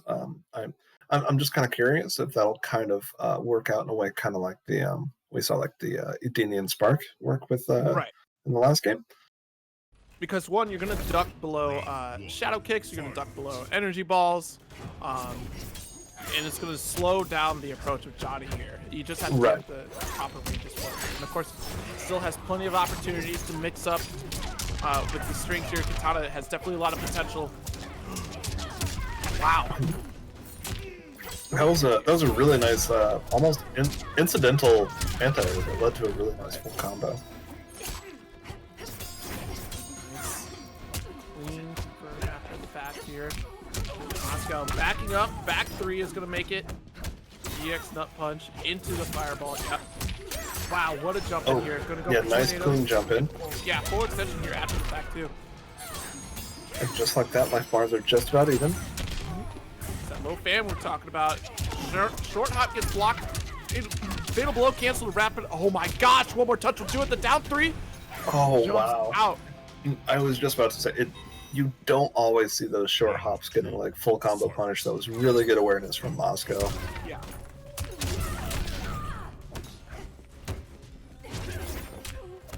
Whoa, a little bit early on the rising star. That was almost a perfect read. Down three. Try to go for the trip guard, but it's just not going to happen here. Right, big opportunity Nice. for Johnny. Corner combo here. Into Uh-oh. Let's Oh, go. the booty bash. All right, and once again, the tornado here going for full damage. No more breakaway here. Johnny takes the game 1-1 to wrap this up so far in this grand finals. What a nice turnaround from Johnny. That was pretty much entirely in the driver's seat for that match. That was that Katana switch seems to be working out really well. And you couldn't have asked for a better situation in the corner. The breakaway at the wrong time, wrong place. Oh yeah. It cracked me up when they revealed Sindel, and she also has a booty KB. It's like, oh, it just runs in the family. Yeah, you know, they all learned the same style Yeah. of fighting. Johnny So, you know, Katana. wow. And it was so low to the ground too. Like it wasn't just like high up in the air as per usual. It seemed like it was a good enough idea to break away here. There's no way something could get me out of here. Then just sure enough, Johnny pulls off the crushing blow. All right, so Moscow's sticking with the Johnny Cage for now. Yep.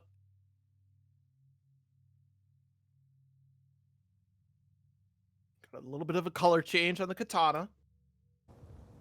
Round one, fight. Or we didn't. You know, it loads weird. It looked yellow. Did it not look yellow on the character select? It did look yellow. All right. Maybe this is the color you get if you choose the character with the start button. Here's how you get the alternate color. I don't know. Alright. But really nice start from Moscow so far. Johnny just about already down 50% life. Really nice lead from Moscow.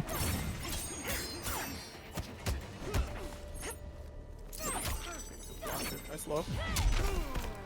Ooh. Okay, closes the gap here. Has the corner situation here. Has plenty of work to do though.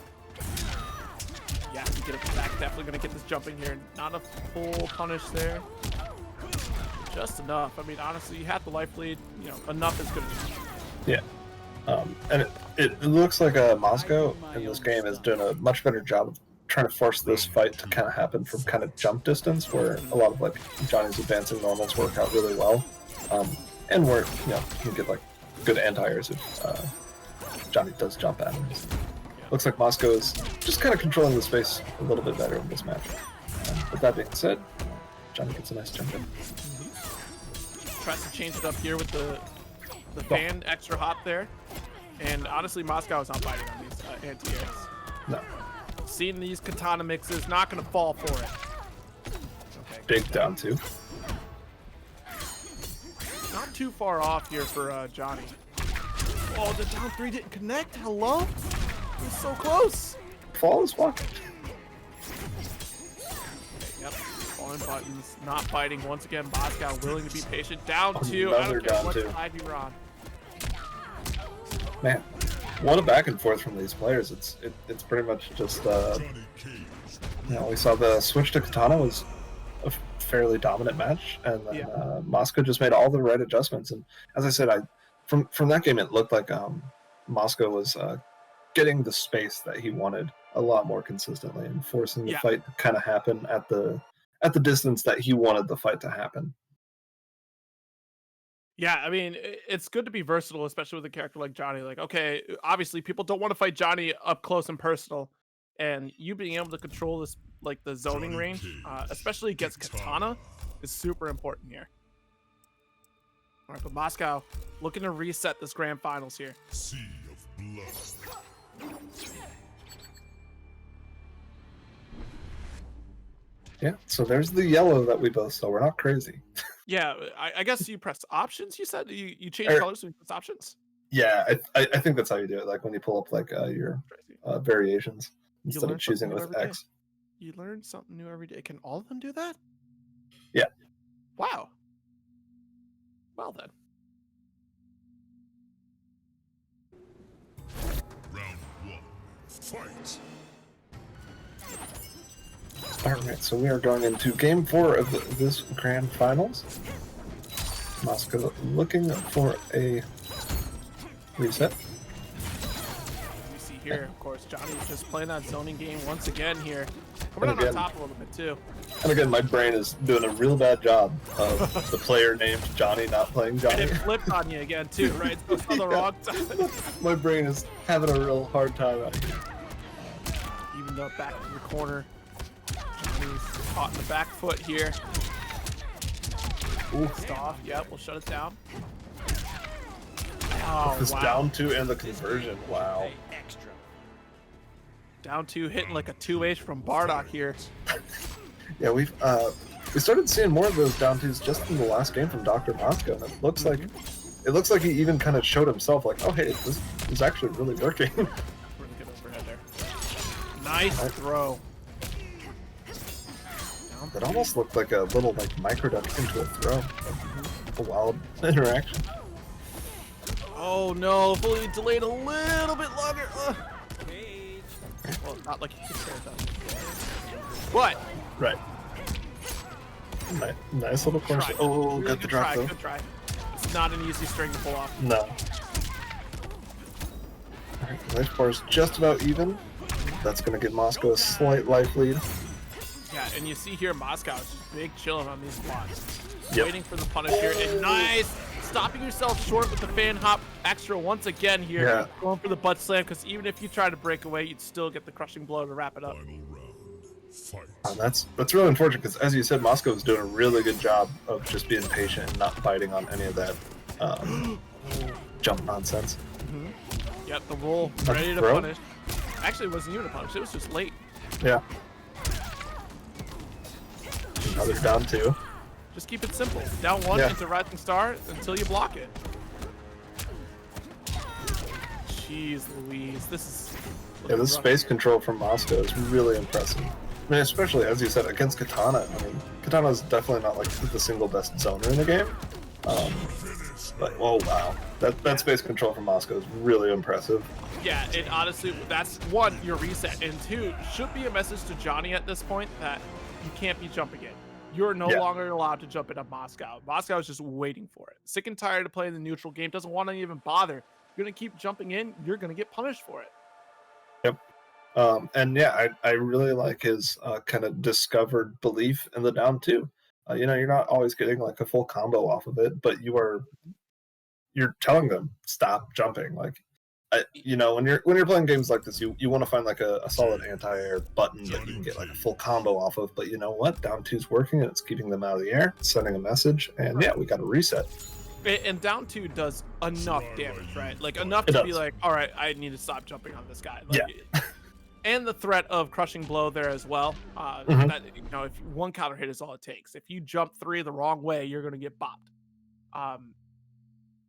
Like we've seen some of the stand 1 anti-airs come out there, and then, like you said, the full extension after the fact.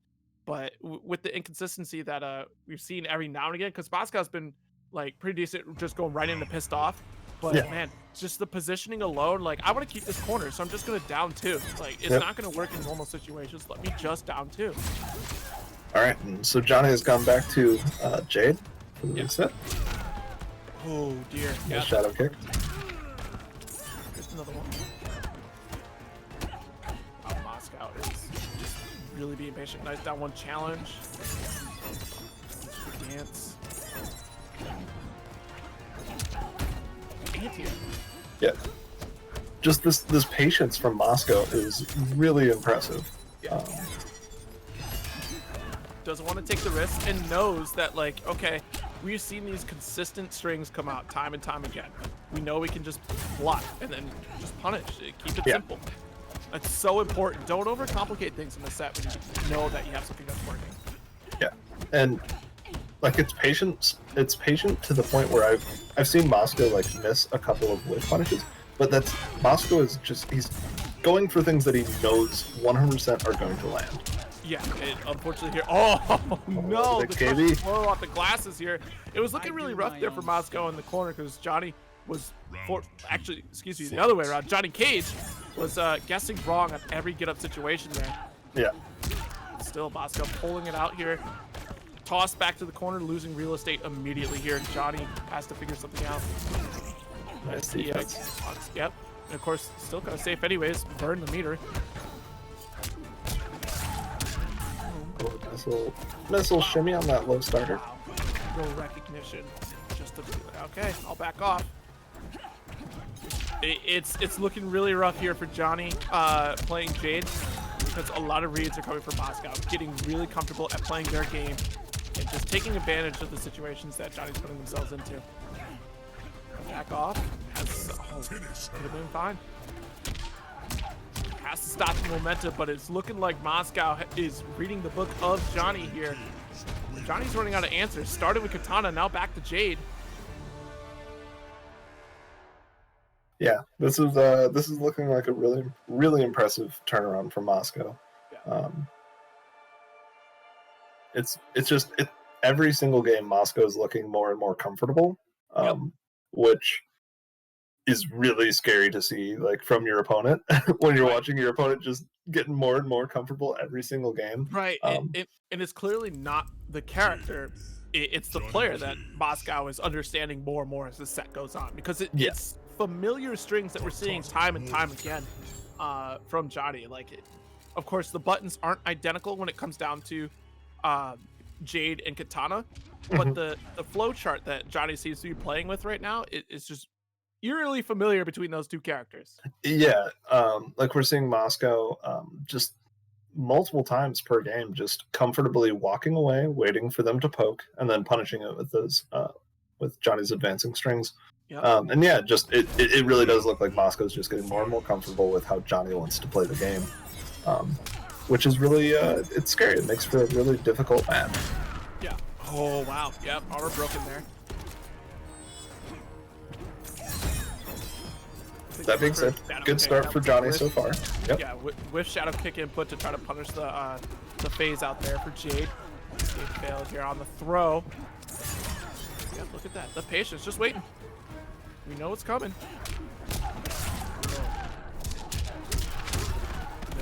It's amazing to see this neutral play from Moscow here, not willing to overextend, playing just out of range of where Jade's going to excel at here, getting those whiff punishes. Nice throw tech here. Oof. I think a flawless block attempt was made there. Yep, stay safe. Oof, just out of reach. Good block. Nice cancel the throw, but gonna get teched out again. Fatal blow is available here for Johnny. Moscow has to take note of that here. Little block. Watch out for this. You know what's coming. Moscow looked like he tried to go for an air to air. Oh, open up! Yikes! Oh, if only he was pissed off, but still doesn't matter. Rising star closes it out. Yeah, it didn't end up mattering, but I was about to say that's one of the few times we've seen Moscow not go for pissed off in that situation. Yeah. Dance. Yep, you gotta watch it. It's the backstep, right? The backstep you think you have the opportunity to take a step forward, but you gotta remember Johnny has a back three that forward advances. Yeah.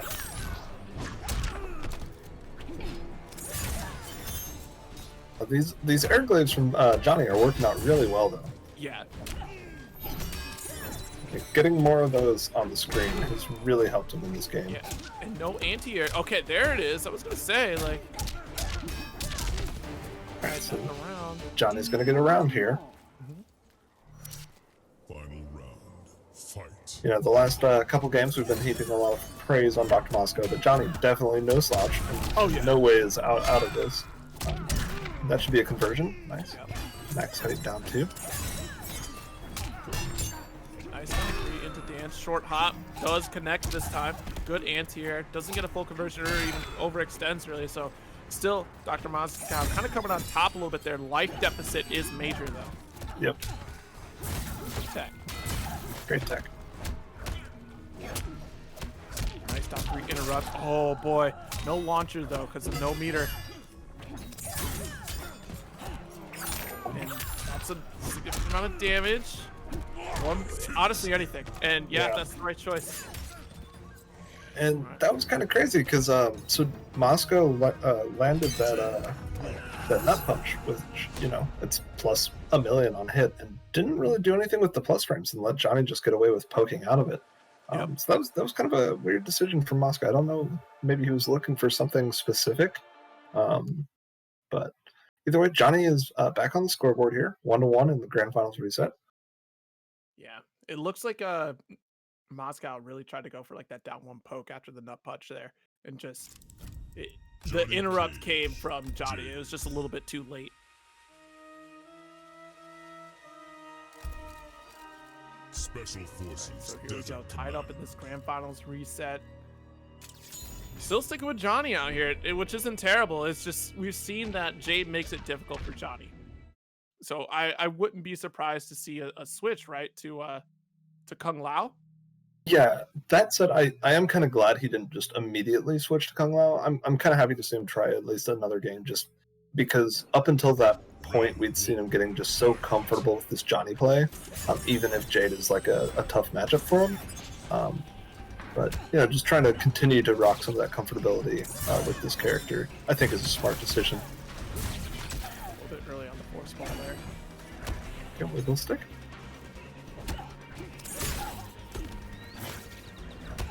And that was weird. We actually saw some of Johnny's little tiny hurt box when he's crouch blocking. That the first hit of wiggle stick definitely hit his block, but then the second one didn't. Weird interaction. Thankfully for Johnny, nothing terrible came of it. Yeah, late shadow kick punisher off the face out. Yeah, I think there's a couple characters like that. Like Liu Kang had that for a little bit too, right? Mm-hmm. Yep. Challenge with the down 3, but Johnny was ready right after it. There we go. Hit is the fatal blow. We're taking this round. Wow. Moscow said, "I'm doing this." That was so deliberate. Just stand one anti-air right into fatal blow. Wasn't quite enough to kill though. He's gonna get it. Okay. That was such a big just call out from Moscow. Really impressive. Okay, good block. Yeah, so now we don't have those fatal blow cancels anymore for Johnny, so that helps with the mix of the end game there. Whoa, tried to go for the interactable, but it's gonna whiff entirely. Johnny just buttons in his way out of the corner back to mid-screen. There's that high right there. Going unpunished, nothing off of it. No down 2 from Jade. Yeah, force ball, that's an answer. Yikes, good backdash. And then the anti-air. Okay, Moscow Really has to make something happen here. Nice down one in the Rising Star. Fatal Blow is available. You gotta watch out. Yeah, I saw the wiggle on the block there because you know it's coming. Nice block. No punish quite yet. Force ball to keep it safe. Another one. Has to keep the pressure on because one more hit will do it here. Down 3. There it is. Wow. Anti-air shadow kick to wrap up the round. All right. Moscow sticking with the Johnny and getting up to 2-1 over Johnny in this Grand Finals reset.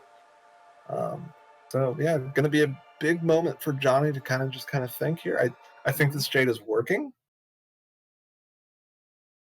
Yeah, I mean it's working all right. It's definitely shaking up the game plan of Moscow. Of course, Johnny definitely making these adjustments here, but hopefully it's not too little too late in this set, right? We're already at tournament point for Moscow here.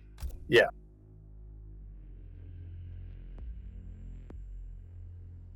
Jade. All right, Jade back at it here, committed.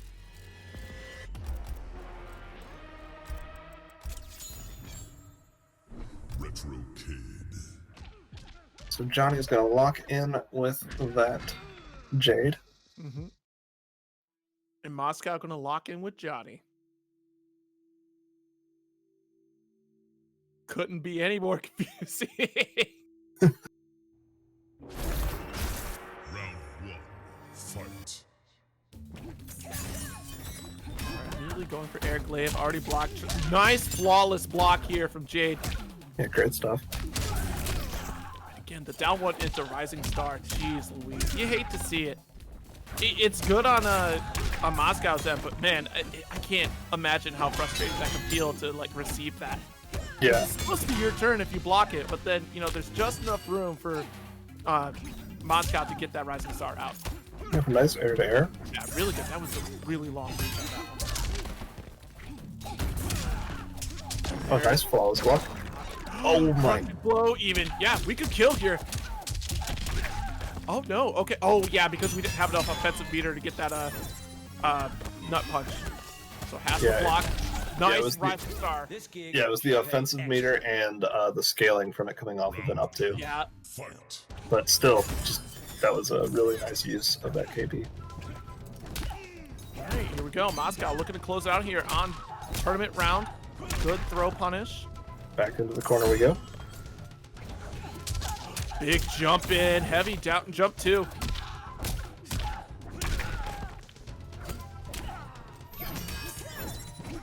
Alright, not falling for the overhead. Nice conversion off those. Ooh! Oh, that's a really interesting interaction there. Side swat still gonna block. No, the flawless block is gonna punish this down one here. They're just about evened up on life bars here. Moscow gonna get a slight life lead with that throw. Oh, the down 2 just to interrupt the pole vault. Down Getting one spooky into for Johnny. Rising Star. We're gonna be labbing this. I know it. Yeah. Johnny is definitely taking that to the lab, no matter what the result is after this match. Nice. Uses a meter burn. That's about the first time I've seen a meter burn out of that in quite a while. All right, fatal blow available for both players here. One touch and the fatal blow will do it here. It goes with the cancel. Oh my goodness, is gonna get punished here. Yep, missed the cancel on that one. Let it rock. And Johnny staying alive in this grand Johnny final reset. Getting a new lease on life from this round here. Too far away for a punish. Rising Star finally gets blocked. Good down one. Down one and throw. Back into the corner you go. A nice instant air glaive. Oh, throw into the corner here. Darn near 50%. Nice duck underneath the glaive here. Air glaives. You have to stay in the corner. Crushing blow. This is big here. Good full extension. Get up attack though. Into the cancel. No crushing blow though, so you can't use that again. Yeah. Hey, you know Dr. Moscow's kicking himself for that one. Yeah, that is really unfortunate there because that's just pure muscle memory in that interaction right there. Yes, normally you should be doing that string because of the damage you get with crushing blow, but once you get that reset, it's just like, okay, neutral again. Unfortunate here. 2-2 in this grand final. It's going the entire distance. Yes. I feel like we do this a lot in the CIFGC. I feel like we've been in this position at least once before.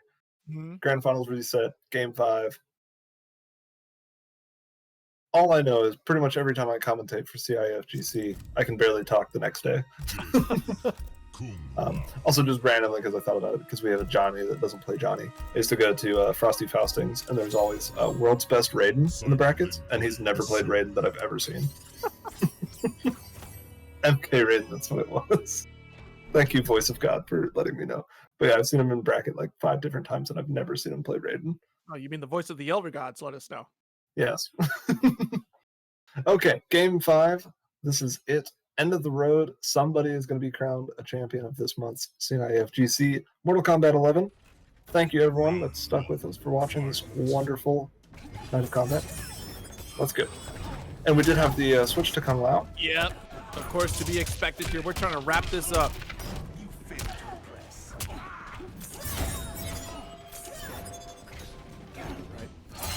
Oh, nice duck on the wiggle stick. Okay, yeah, we're going to keep this offensive pressure. Orbital hat. Wow. Nothing after the fact, and allowing Johnny to take a turn back here. All right, nice throw attack. Oh, really nice call out on the dive kick.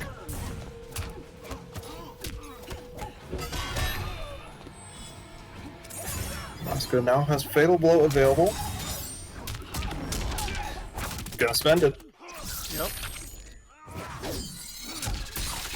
All right, Moscow's gonna be looking at tournament point here.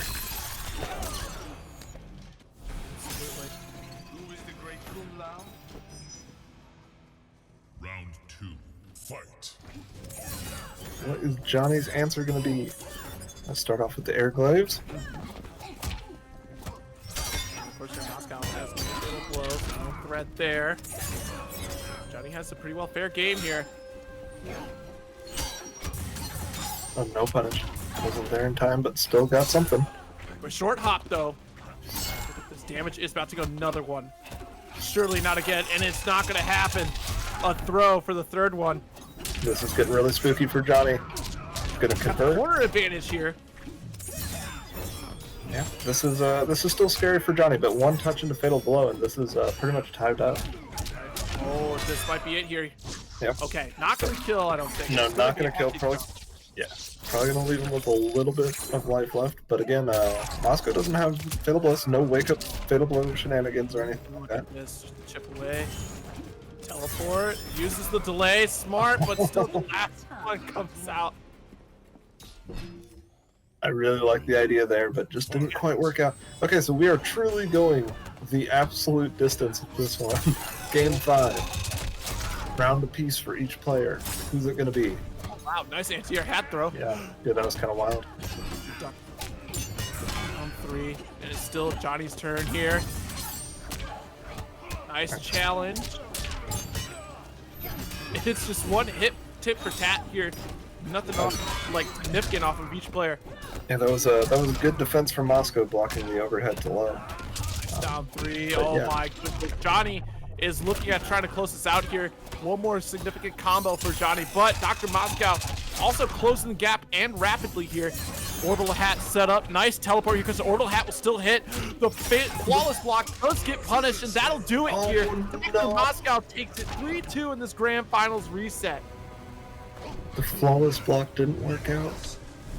Just out of range, and that's unfortunate because some characters just do not have an excellent block attack there. That's unfortunate. Them's the breaks when it comes to MK11 here, and the perfect range for Moscow. Moscow really lucked out there and ended up using the up 2 there. That's what a phenomenal set.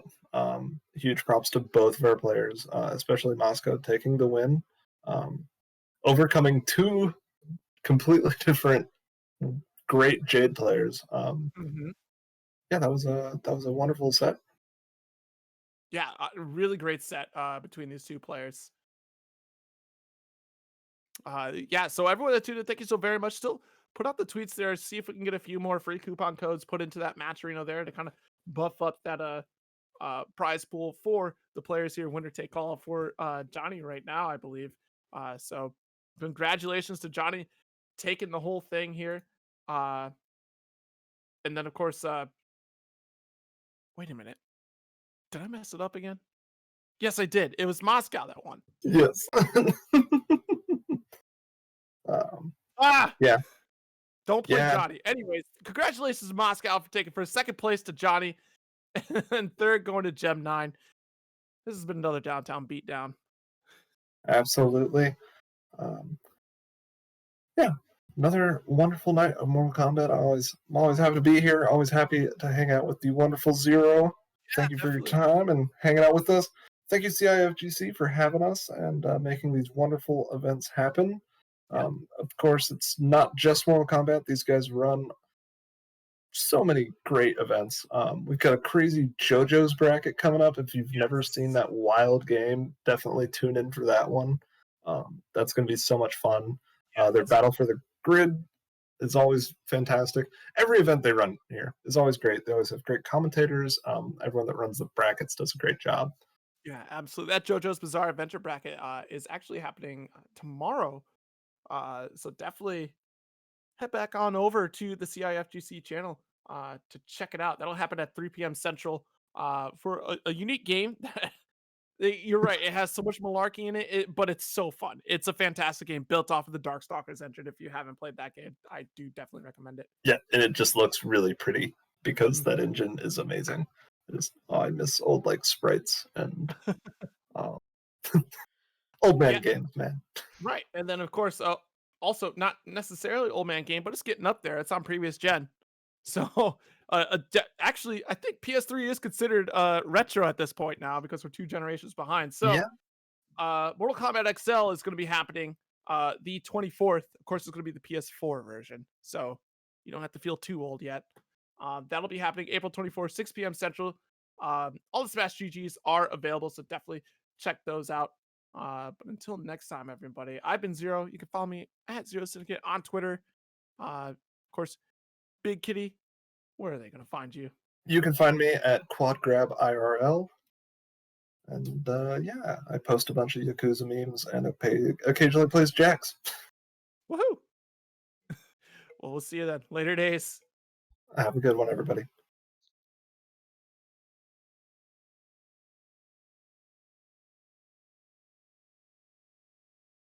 Oh snap! Hoodless is playing DOA. Bag. He in his bag. Imagine He in his that. bag. He in his bag.